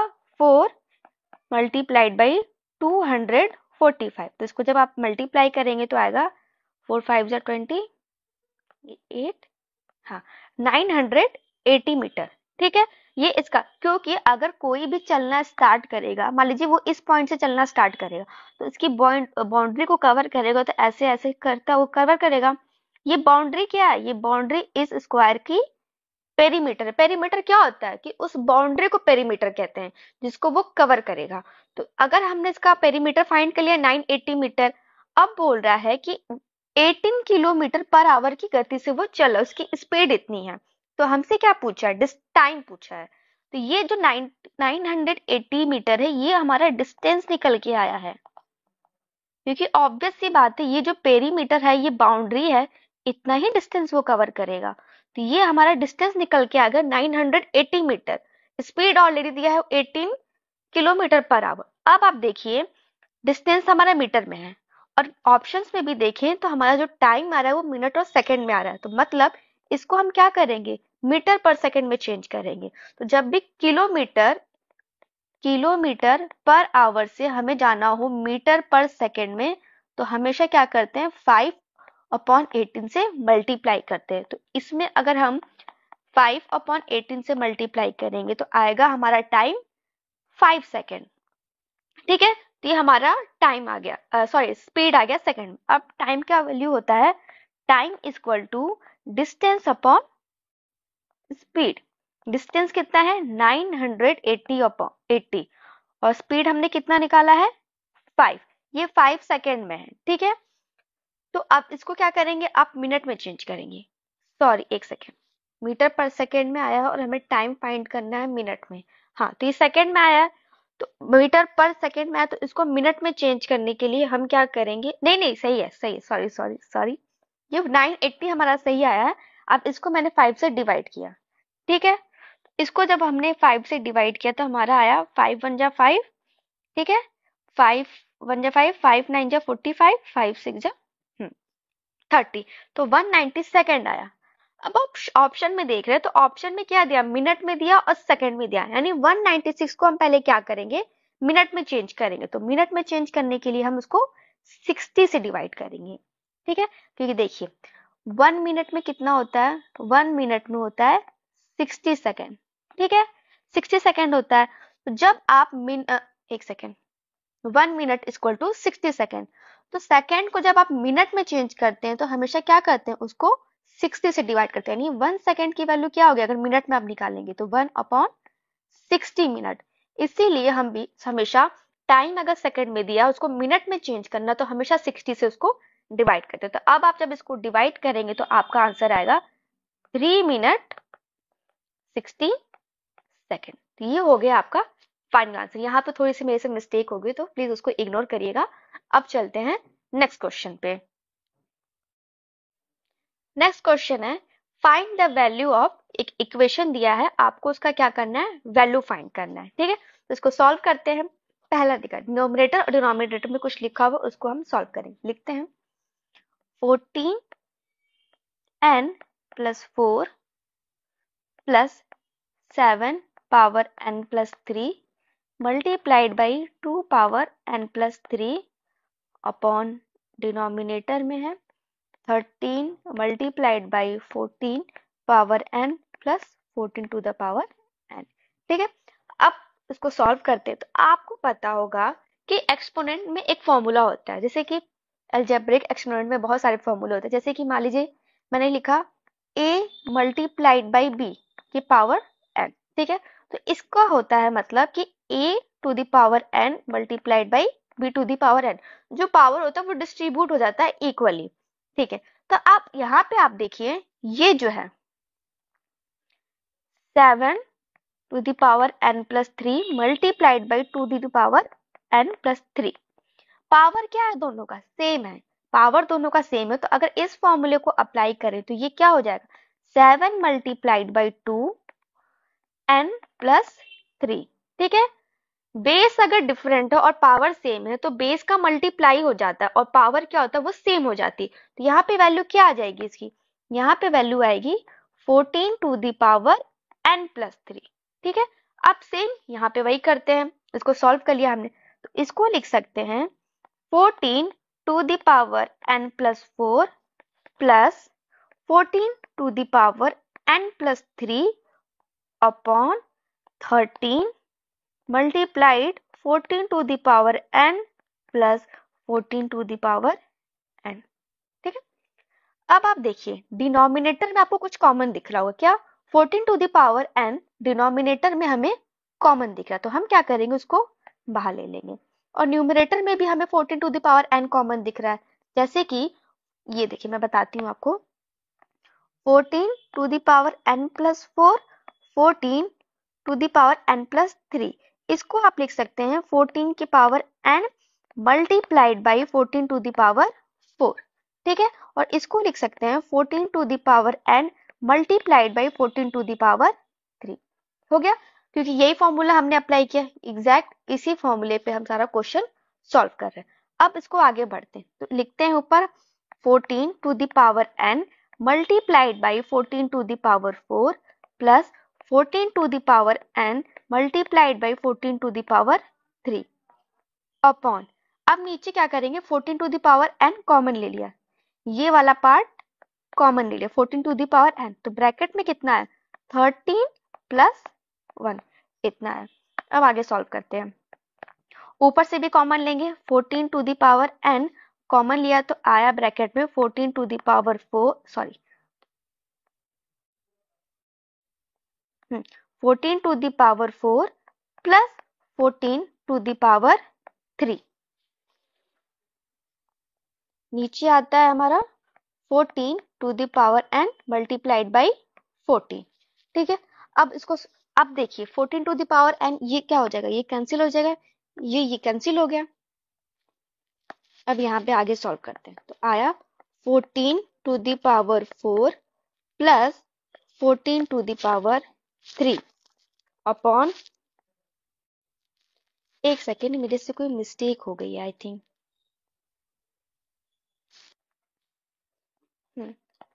सो न्यूमरेटर में आया 14 to the power 4 plus 14 to the power 3 upon 14। अब क्या करेंगे, 14 कॉमन ले लेंगे, 14 कॉमन लिया तो आया ब्रैकेट में 14 cube plus 14 square upon 14। 14 to 14 cancel हो गया। ठीक है, तो अब क्या बचता है 14 क्यूब ब्रैकेट में प्लस 14 स्क्वायर, तो 14 का क्यूब क्या होता है, 14 का क्यूब होता है 2940 और 14 का स्क्वायर होता है 196। इसको जब आप ऐड करेंगे तो आपका आएगा 6492, यानी एक सेकंड नहीं, 14 का क्यूब होता है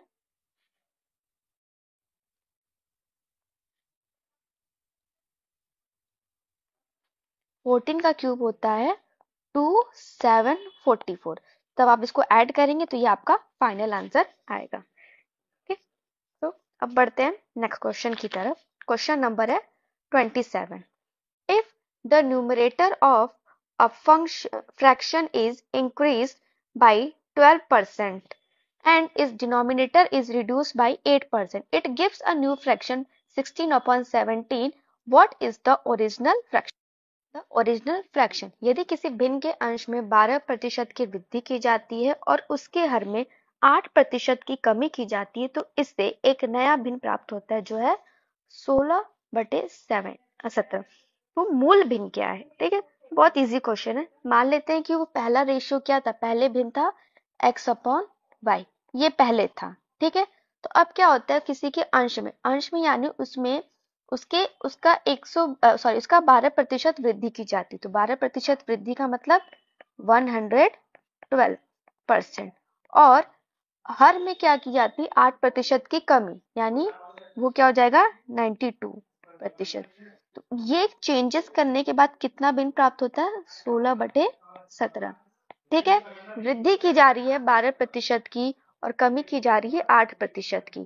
ठीक है, मान लीजिए अगर कोई संख्या है 100, उसका अगर 12% वृद्धि की जाए, ठीक है, तो ये हो गया 100 से 100 मल्टीप्लाइड, तो वो 12 उसमें ऐड हो जाएगा, यानी वृद्धि कर रहे हैं तो 12%, और अगर 8% की कमी की जा रही है तो 8% उसका जो आएगा वो 100 में से माइनस हो जाएगा, तो कितना आएगा ये 92%।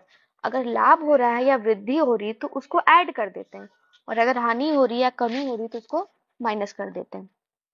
परसेंट से परसेंट कैंसिल। अब सॉल्व करते हैं। x/y equal to 16 multiplied by 92 upon 17 multiplied by 112। 4 4 जा 16, 4 2 जा 8, 4 8 जा 32, ये फिर कैंसिल हो जाएगा, 4 7 जा 28। उसके बाद फिर कितना आया 92 अपॉन 17 मल्टीप्लाइड बाई 7, इसको सॉल्व करेंगे तो आएगा 92 अपॉन 119। तो option A is the correct answer, 92 upon 119 is the correct answer. Next question. John को एक परीक्षा में 20% अंक प्राप्त हुए और वह 10 अंकों से अनुत्तीर्ण हो गया। उसी परीक्षा में जैक को 35% अंक प्राप्त हुए जो न्यूनतम उत्तीर्ण अंकों से 20 अधिक था। उत्तीर्ण होने के लिए आवश्यक न्यूनतम अंकों का प्रतिशत ज्ञात कीजिए। आपको पता है कोई भी नंबर हो या कोई भी होल नंबर परसेंट में वो टोटल कितना होता है, वो 100 होता है। मैक्सिमम वो कितना होगा 100% उसको मान के चलते हैं। ठीक है, ये हमेशा ओरिजिनल वैल्यू होती है परसेंटेज में कि वो 100% होता है। कह क्या रहा है कि जॉन को एक परीक्षा में 20% अंक प्राप्त हुए, माना कि उसको 20% अंक प्राप्त हुए और वह 10 अंकों से अनुत्तीर्ण हो गया। तो अगर उसको वो 10 अंक मिल गए होते तो वो क्या होता, वो पास हो जाता, क्योंकि उसी 10 अंक की वजह से वो क्या हो रहा है, अनुत्तीर्ण हो रहा है। तो हम क्या करेंगे कि मान लेते हैं कि वो अंक उसको मिल गया, यानी इतना उसको अंक चाहिए पास होने के लिए। दूसरी तरफ है जैक को क्या है 35% अंक प्राप्त हुए जो न्यूनतम उत्तीर्ण अंकों से 20 अधिक था। ठीक है, जितना पासिंग मार्क्स था वो उससे 20 अधिक मिला। ठीक है, और हमें कितना था पासिंग मार्क्स की बात करनी है कि पासिंग मार्क्स कितना है, तो ये 20 अधिक है, तो अगर इसको हम माइनस कर दे तो क्या हो जाएगा, वो हमें पासिंग मार्क्स मिल जाएगा। अब देखिए ये दोनों वैल्यू हो जाएगी एक दूसरे के इक्वल। क्यों? क्योंकि ये भी क्या है पासिंग मार्क्स है और ये भी क्या है पासिंग मार्क्स है। अब इसको सॉल्व करेंगे कि परसेंट को परसेंट के साथ और नंबर्स को नंबर्स के साथ, तो 35 माइनस 20 कितना हो जाएगा 15%, और 10 प्लस 20 कितना हो जाएगा, ये 30 हो जाएगा। ठीक है, अब सॉल्व करेंगे, 15% की वैल्यू 30 दी है तो 1% की वैल्यू कितनी हो जाएगी 30/15 इक्वल टू 2, यानी 1% की वैल्यू दी है 20। ठीक है, 1% की वैल्यू दी है 20। पूछा है कि जो आवश्यक न्यूनतम अंकों का प्रतिशत ज्ञात कीजिए। अगर 1% की वैल्यू 2 है तो पहले हम फाइंड करेंगे कि जो पासिंग मार्क्स है वो कितना है।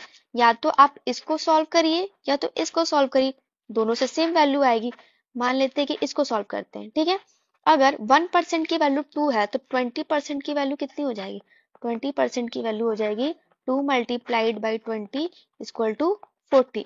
ये हो जाएगा 40, ठीक है। उसमें अगर हम 10 ऐड कर देते हैं, 10 यानी 50, ये हो गया पासिंग मार्क्स, ठीक है। ये हो गया हमारा पासिंग मार्क्स।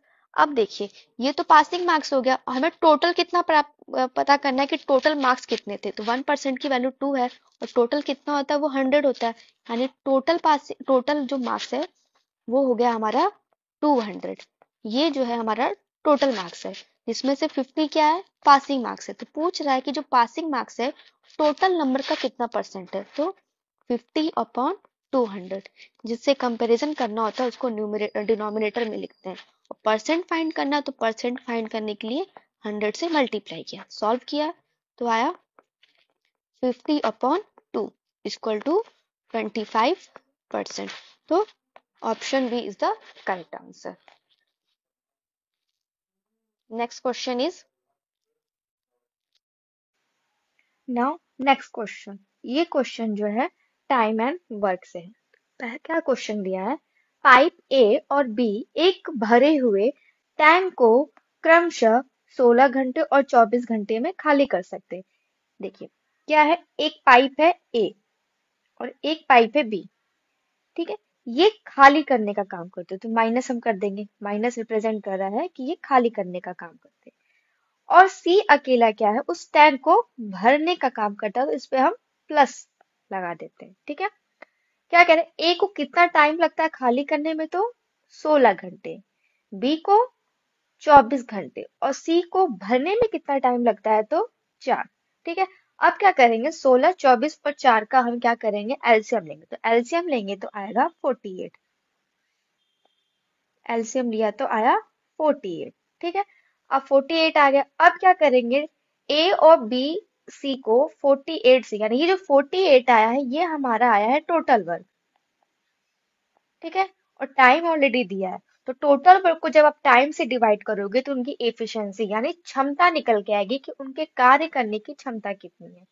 तो देखिए ए की क्षमता कितनी आई, 48 को 16 से डिवाइड किया तो आया 3, 48 को 24 से डिवाइड किया तो आया 2, और 48 को 4 से डिवाइड किया तो 12 आया। यानी ए की जो क्षमता है 3 है, बी की क्षमता 2 है और सी की क्षमता 12 है। यानी ए 3 खाली करता है, बी 2 खाली करता है और सी भरता कितना है, तो 12। पूछा क्या है कि टैंक कितने समय के बाद 35% भर जाएगा। सबसे पहले हम फाइंड कर लेंगे कि पूरा भरने में कितना टाइम लगेगा, यानी 100% कितने में भर जाएगा। तो ये देखिए, ये तो माइनस है, ये भी माइनस है और ये प्लस है।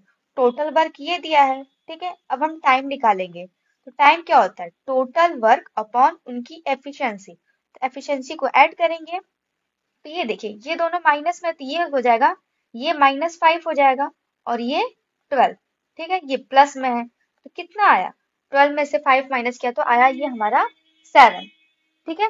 यानी टोटल एफिशिएंसी कितनी आ रही है, टोटल एफिशिएंसी आ रही है 7, कि इतना समय लगेगा उनको भरने में। टोटल ये पूरा 100% की वैल्यू निकाली कि 100% ये भरेगा 48/7 में। तो हमसे पूछा है कि ये बताइए कि उस टाइम का कितना 35% भर जाएगा। देखिए 100% भर रहा है कितने में, 48/7 आवर में। तो 1% कितने में भरेगा, तो ये होगा 48/7/100। फाइंड कितने का करना है कि 35% कितना भरेगा, तो 35% भरेगा तो हो जाएगा आपका 48/7 multiplied by 100 multiplied by denominator में 35, ठीक है।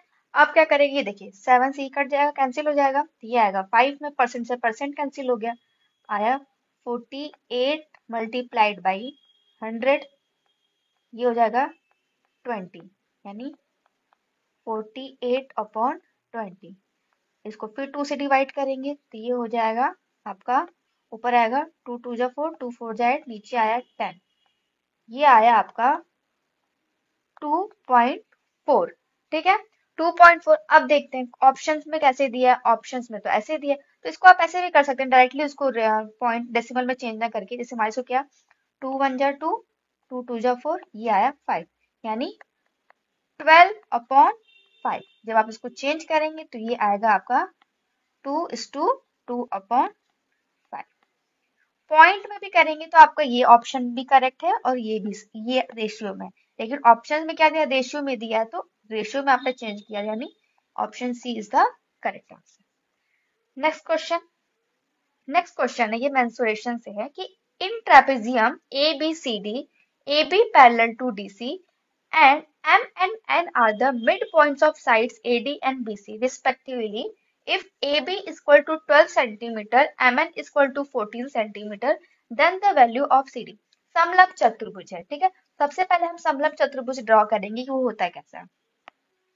ये हो गया हमारा ट्रेपेजियम यानी समलंब चतुर्भुज, ठीक है। ये हो गया AB, ये हो गया हमारा DC। ये पैरेलल है अकॉर्डिंग टू द क्वेश्चन के अकॉर्डिंग ये पैरेलल। अब कह रहा है कि भुजा, ये जो AD और BC के मध्य बिंदु क्या है, ये MN है। ये AD का मध्य बिंदु है, ये BC का मध्य बिंदु। इसको हमने क्या किया, मिला दिया, तो ये हमारा आ गया MN। अब देखिए क्वेश्चन में AB की वैल्यू दी है 12 और MN की वैल्यू दी है 14। फाइंड किसका करना है हमें, CD का। तो देखिए ट्रेपेजियम में क्या होता है कि ये जो लाइन है AB लाइन और DC लाइन, इनका जो एवरेज होता है वही मध्य बिंदु लाइन होती है, ठीक है। इनका एवरेज ही मध्य बिंदु का लाइन होता है। मतलब ये जो MN होगा हमारा, ये MN होगा AB और DC का एवरेज, यानी AB प्लस CD/2। ये इसका फॉर्मूला होता है, क्योंकि इन दोनों का एवरेज ही ये मिडिल वाली लाइन होती है, यानी ये MN। ये ट्रेपेजियम की बात कर रही हूँ। अब क्या करेंगे, सिंपल, अब हम फॉर्मूले में रख देंगे। तो MN की वैल्यू कितनी दी है, MN की वैल्यू दी है 14, AB वैल्यू 12 और CD की वैल्यू हमें फाइंड करनी, तो हम ऐसे ही लिख देंगे CD। अब 2 उधर जाएगा तो आएगा 28 इक्वल टू 12 प्लस CD।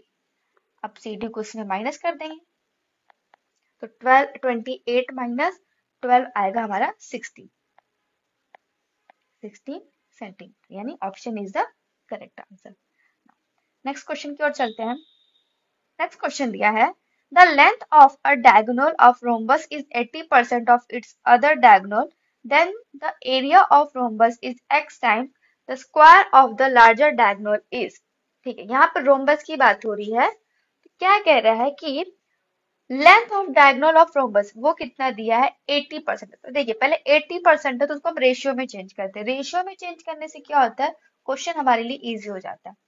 80%, 80% को रेशियो में चेंज करेंगे तो 80/100, ठीक है।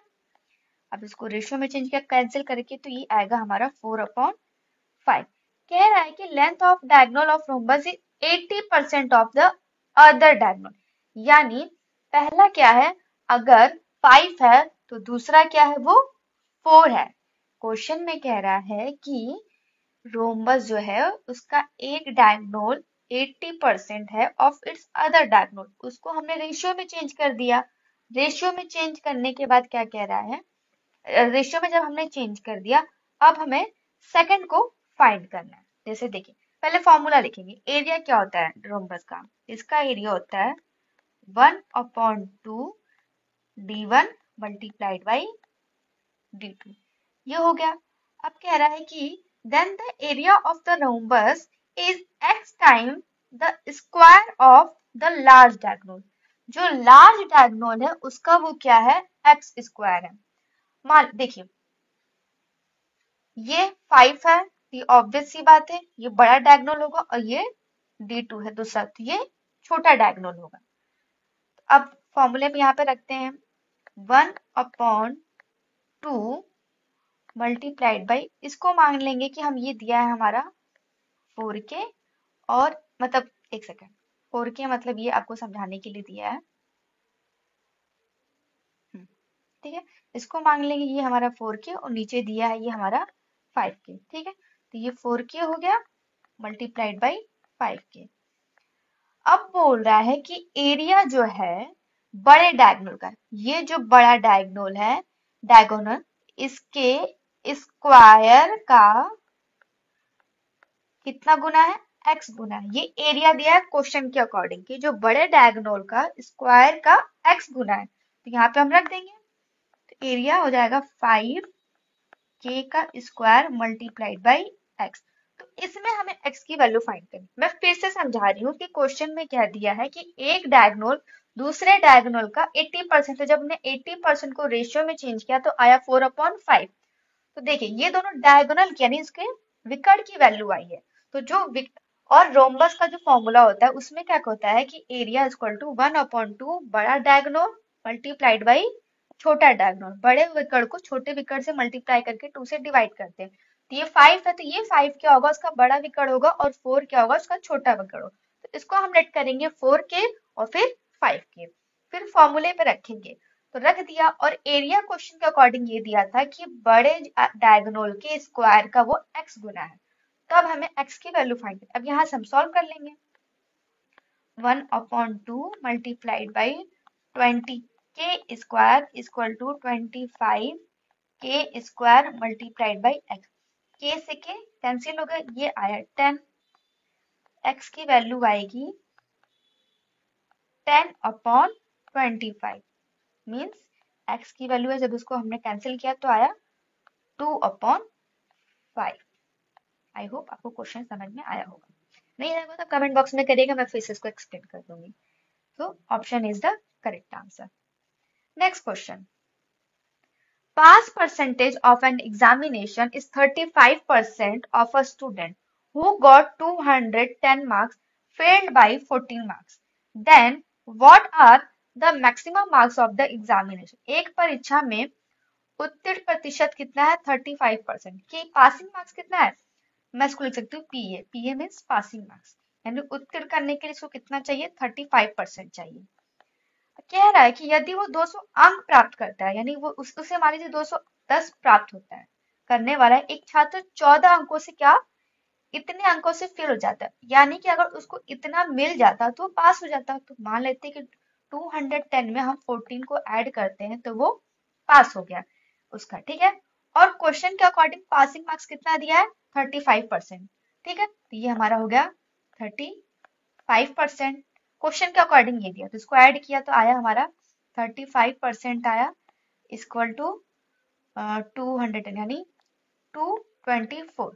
ठीक है, अब 35% की वैल्यू आ रही 224, तो 1% की वैल्यू कितनी आएगी, 224/35। ये हो गया। फाइंड हमें क्या करना है, हमें परीक्षा के अधिकतम अंक प्राप्त करने। तो ये तो 1% की आएगी, तो हम 100% का निकाल लेते हैं। तो 100% निकाला, 224/35 मल्टीप्लाइड बाई 100। अब सॉल्व करेंगे, 5 से 1 जा 35, ये आ गया 20 इक्वल टू, अब देखिए 224 मल्टीप्लाइड बाई 20/7, ये हो जाएगा 7 1 जा सॉरी 7 3 जा 21, 7 2 जा 24, तो 7 2 जा 14, 32 मल्टीप्लाइड बाई 20। इसको मल्टीप्लाई करेंगे तो आएगा 2 2 जा 4, 2 3 जा 6, यानी मैक्सिमम कितना है, 640 मार्क्स। ठीक है, क्वेश्चन के अकॉर्डिंग हमें जो दिया था हमने इसको कंपेयर किया तो 1% की वैल्यू निकाली, और कोई भी नंबर आपने में पूरा 100 होता है तो मैक्सिमम मार्क्स पे क्या होगा, वो 100% होगा। तो 100% की वैल्यू फाइंड की तो आया 640। तो ये हो गया हमारा final answer. Next question, there is a circular path of width 4 metre inside, कि किसी वृत्ताकार पार्क के अंदर उसकी परिसीमा के अनुदिश 4 मीटर चौड़ा एक वृत्ताकार पाथ। ठीक है, मान लीजिए ये 2 सर्कल मैंने बनाए, इसको मैं अलग अलग कलर से ड्रॉ करती हूँ। पहला ये है और एक बाहर इसके, एक सेकेंड इसे मैं ड्रॉ करती हूँ।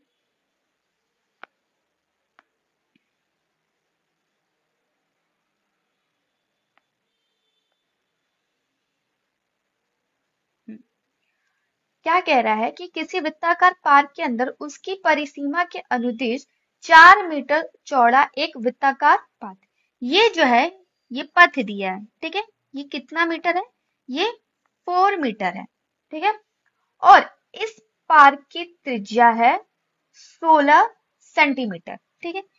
यहां से कलर चेंज कर देती हूँ, यहां से ये जो है ये कितना दिया है, ये आपका दिया है 16 सेंटीमीटर।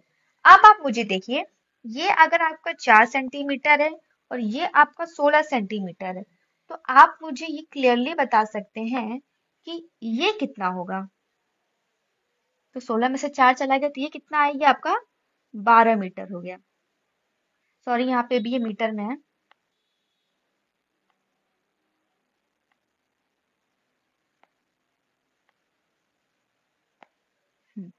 ठीक है, हो गया। अब यहाँ सबको अलग अलग सबका मालूम चल गया, ठीक है। पथ 4 मीटर का है, रेडियस पार्क की त्रिज्या 16 मीटर की, और ये जो अंदर वाले का हमने निकाला है वो 4 मीटर का आ गया। अब पूछ रहा है कि तो पथ का क्षेत्रफल बताइए। क्या बताइए, पथ का क्षेत्रफल बताइए। अब मैं आपसे पूछूं कि ये जो ये अंदर वाला है इसका एरिया निकाल के इस बड़े वाले के एरिया में से अगर हम माइनस कर दें तो हमें क्या इसकी वैल्यू नहीं मालूम चल जाएगी? ऑब्वियसली हमें इसकी वैल्यू मालूम चल जाएगी अगर बड़े वाले में से हम छोटे का माइनस कर देंगे। अब एरिया का फॉर्मूला क्या होता है? एरिया का फॉर्मूला होता है पाई आर स्क्वायर, ठीक है। ये वृत्त के एरिया का फॉर्मूला होता है, लेकिन यहाँ पे त्रिज्या 2 दी है तो हम मान लेंगे कि बड़े वाले का हो जाएगा कैपिटल आर स्क्वायर, छोटे वाले का हो जाएगा स्मॉल आर स्क्वायर। और हमें रेडियस की वैल्यू ऑलरेडी मालूम है, और यहाँ पे देखिए हमें पाई का उपयोग करना है, तो पाई की वैल्यू हम रखेंगे 3.14। बड़े रेडियस की वैल्यू है 16 स्क्वायर और छोटे वाले की है 12 स्क्वायर। अब ये ए स्क्वायर माइनस बी स्क्वायर के फॉर्मूले पे रख देंगे हम, ये हो जाएगा ए प्लस बी, ए माइनस बी। अगर आपको स्क्वायर भी याद है तो आप स्क्वायर भी इजिली से कर उससे भी डायरेक्ट सब्ट्रैक्ट कर सकते हैं, या तो आप इस फॉर्मूले पे भी रख के कर सकते हैं। तो ये आया 3.14, दोनों को ऐड किया तो आया 28, माइनस किया तो आया 4, ठीक है। अब इसको हम क्या करेंगे, मल्टीप्लाई करेंगे। तो मल्टीप्लाई करके ये आप मुझे इसका आंसर बताइए कि मल्टीप्लाई करने पे इसका आंसर कितना आ रहा है। वैसे मैं जितना मुझे मालूम इसका आंसर आएगा 351.68 मीटर स्क्वायर, ठीक है। तो मैंने डायरेक्टली इसका आंसर लिख दिया है, अब इसको सॉल्व करके देख लीजिए। Okay, next question. Next question है P and Q can complete a work in 12 days and 16 days respectively.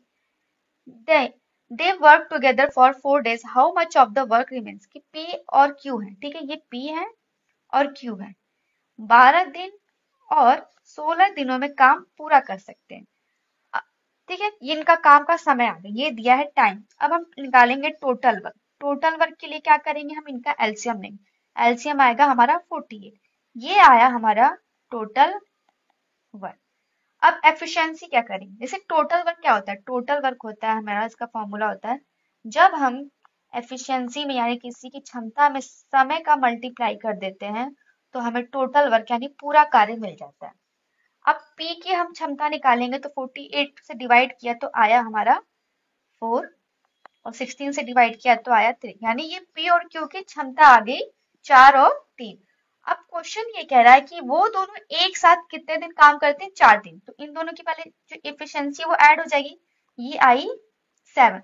कितने दिन काम किया, 4 दिन, मतलब टोटल कितना काम किया, 28 काम किया।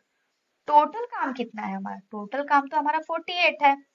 48 में से जब हमने 28 माइनस किया तो आया हमारा 20, ठीक है, 20 आया।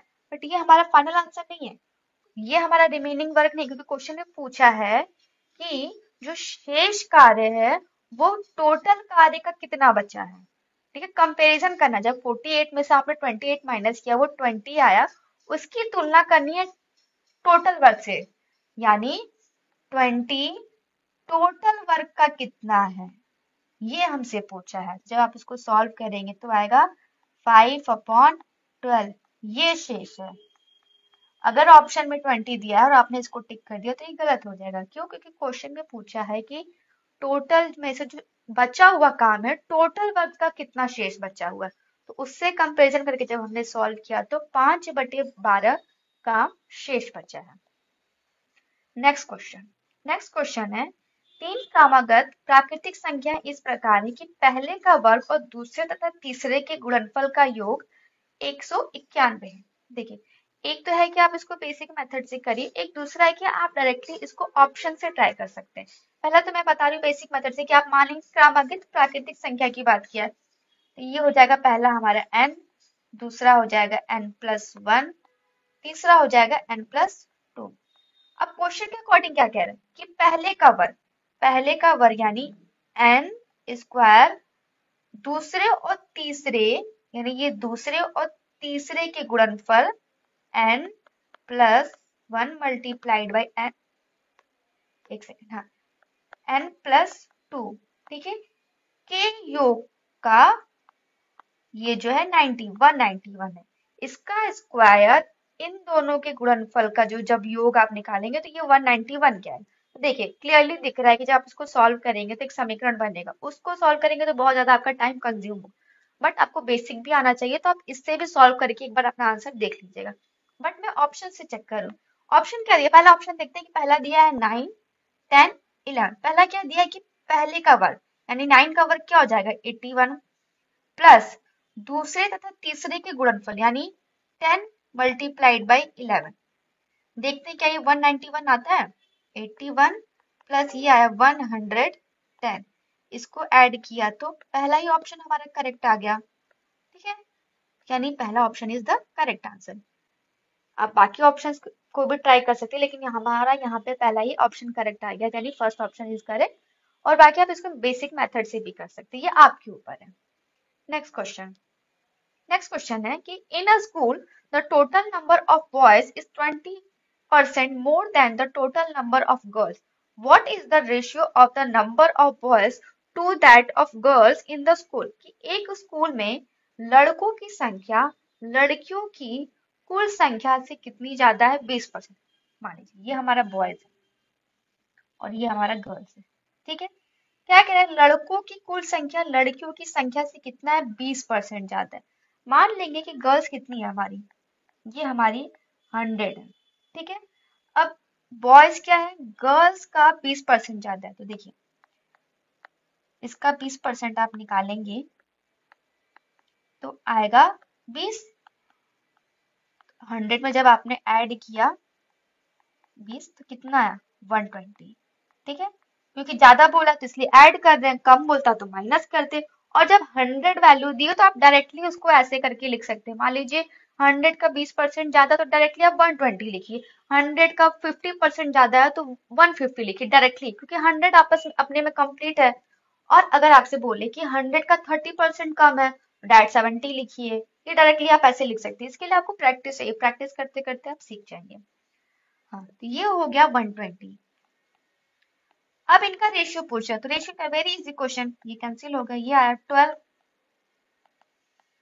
10, अब 2 से कैंसिल करिए, ये आ गया हमारा फाइनल आंसर, यानी option A is the correct answer.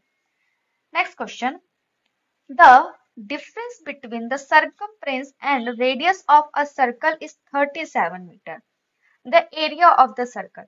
अब देखिए एक वृत्त की परिधि तथा त्रिज्या का अंतर दिया, तो आप बताइए वृत्त की परिधि का फॉर्मूला होता है 2πr, ठीक है, और त्रिज्या का अंतर दिया है 37 सेंटीमीटर।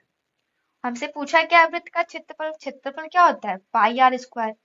क्षेत्रफल निकालने के लिए हमें आर यानी त्रिज्या की वैल्यू चाहिए, यहाँ पे सॉल्व करते हैं। अब देखिए आर कॉमन ले लेते हैं, 2 पाई की वैल्यू रखना 22/7 माइनस 1 इक्वल टू 37। इसको सॉल्व किया 44 माइनस 7/7 इक्वल टू 37। 44 माइनस 7 आएगा आपका 37, 7 उधर चला जाएगा, 37 मल्टीप्लाइड बाई 7, 37 to 37 कैंसिल, तो रेडियस कितना आया हमारा, रेडियस आया 7 सेंटीमीटर। ओके, अब 7 सेंटीमीटर आया तो इसकी वैल्यू इसमें रख दीजिए, pi multiplied by 7 multiplied by 7। तो पाई की वैल्यू रखेंगे तो आएगी 27 multiplied by 7 multiplied by 7, 7 to 7 cancel, तो हमारा फाइनल आंसर आया 154 सेंटीमीटर। ये हमारा फाइनल आंसर हो गया। ओके, नेक्स्ट क्वेश्चन चलते हैं। नेक्स्ट क्वेश्चन है कि रॉबिन के पिता उससे 2.8 गुना बड़े हैं। 6 साल पहले रॉबिन के पिता की आयु उसकी आयु की 4 गुना थी, तो रॉबिन की वर्तमान आयु कितनी है। अब देखिए लिखते हैं यहाँ पे, मान लीजिए फादर है ये उनके,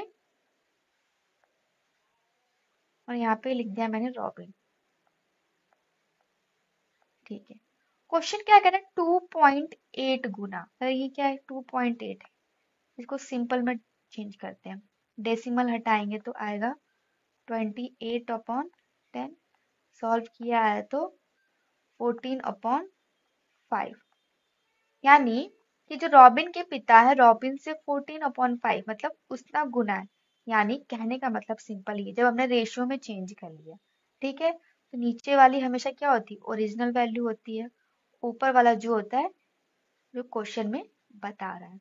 क्वेश्चन में बता रहा है कि फादर उससे 2.8 गुना बड़े, यानी जब मैंने उसको रेशियो में चेंज किया तो कह रहा है कि रॉबिन जो है, सॉरी रॉबिन के जो पिताजी हैं और उनकी वैल्यू 14 है और उसके बेटे की वैल्यू यानी जो सन है उसकी वैल्यू 5 है। ठीक है, यानी अगर फादर 14 है, रेशियो में निकाला मैंने, तो बेटा कितना है 5 है। ठीक है, ये वर्तमान की है, मैं लिख दूंगी वर्तमान। अब क्वेश्चन में क्या आपको समझ में आया होगा आई होप कि मतलब मैंने 2.8 डेसिमल को हटा के रेशियो में चेंज कर दिया, और हमेशा पता है कि डिनोमिनेटर में हमेशा ओरिजिनल वैल्यू दी होती है और न्यूमरेटर में हमेशा वो वैल्यू दी होती है जिसके बारे में वो बात कर रहा है या जिसके बारे में वो वैल्यू दी गई है, तो एग्जैक्ट वो न्यूमरेटर में आ गया, यानी फादर हो गया 14 और रॉबिन हो गया 5। अब कह रहा है कि 6 साल पहले, यानी 6 साल पहले जाए तो क्या है कि रॉबिन के पिता की आयु उसकी आयु की 4 गुना थी, ये 4 गुना थी। ठीक है, तो पूछ रहा है कि वर्तमान में उनकी आयु कितनी है। अब देखिए रेशियो क्वेश्चन, सबसे पहले देखेंगे डिफरेंस दोनों का सेम आना चाहिए। अब देखिए 4 और 1 का डिफरेंस कितना आ रहा है, 4 और 1 का डिफरेंस आ रहा है 3, और यहाँ पे देखिए 14 और 5 का डिफरेंस कितना आ रहा है 9। ठीक है, अलग अलग डिफरेंस आ रहा है तो इस डिफरेंस को हम सेम बनाएंगे। अगर हम इसमें 3 का मल्टीप्लाई करते हैं, दोनों का डिफरेंस सेम हो जाएगा, तो नया रेशियो क्या आया हमारा, नया रेशियो आया 12:3, 14:5। अब आप इनका डिफरेंस देखेंगे तो इसका डिफरेंस भी क्या है, एक सेकेंड, इसका डिफरेंस भी 9 है और इसका डिफरेंस भी 9, दोनों का डिफरेंस 9 हो गया। अब हमारा इक्वेशन सही हो गया, रेशियो सही हो गया। अब आगे सॉल्व करेंगे। अब देखिए 6 साल का अंतर दिया है, यहाँ 12:3, 14:5, 12 से 14 कितना आ रहा है 2, और 3 से 5 आ रहा है 2, इतने का डिफरेंस आ रहा है। बट क्वेश्चन के अकॉर्डिंग वो डिफरेंस कितना दिया है 6, क्यों, क्योंकि 6 साल पहले की वो एज दी है, रॉबिन के पिता उसकी आयु की 4 गुना थी, तो 12 से जब आप 14 आ रहे हैं तो कितना आगे बढ़ रहे हैं 2, यानी 2 साल का डिफरेंस है, और वो डिफरेंस कितना दिया क्वेश्चन में 6 दिया है, तो 2 की वैल्यू अगर 6 है तो 1 की वैल्यू कितनी आई 3। ठीक है, यूनिट मेथड से कर दिया, यूनिट 1 यूनिट की वैल्यू हमने निकाल दी। अब पूछा है कि वर्तमान में रॉबिन की आयु कितनी है, तो क्वेश्चन के अकॉर्डिंग वर्तमान में रॉबिन की आयु 5 है, तो यहाँ पे क्या हो जाएगा 3 मल्टीप्लाइड बाई 5 इक्वल टू 50, ये रॉबिन की एज आ गई। अगर फादर का पूछता तो फादर की एज कितनी आती, 14 मल्टीप्लाइड बाई 3 इक्वल टू 42, ये फादर की आती, लेकिन हमसे क्वेश्चन में सिर्फ रॉबिन का पूछा तो मैंने सिर्फ रॉबिन का निकाला है।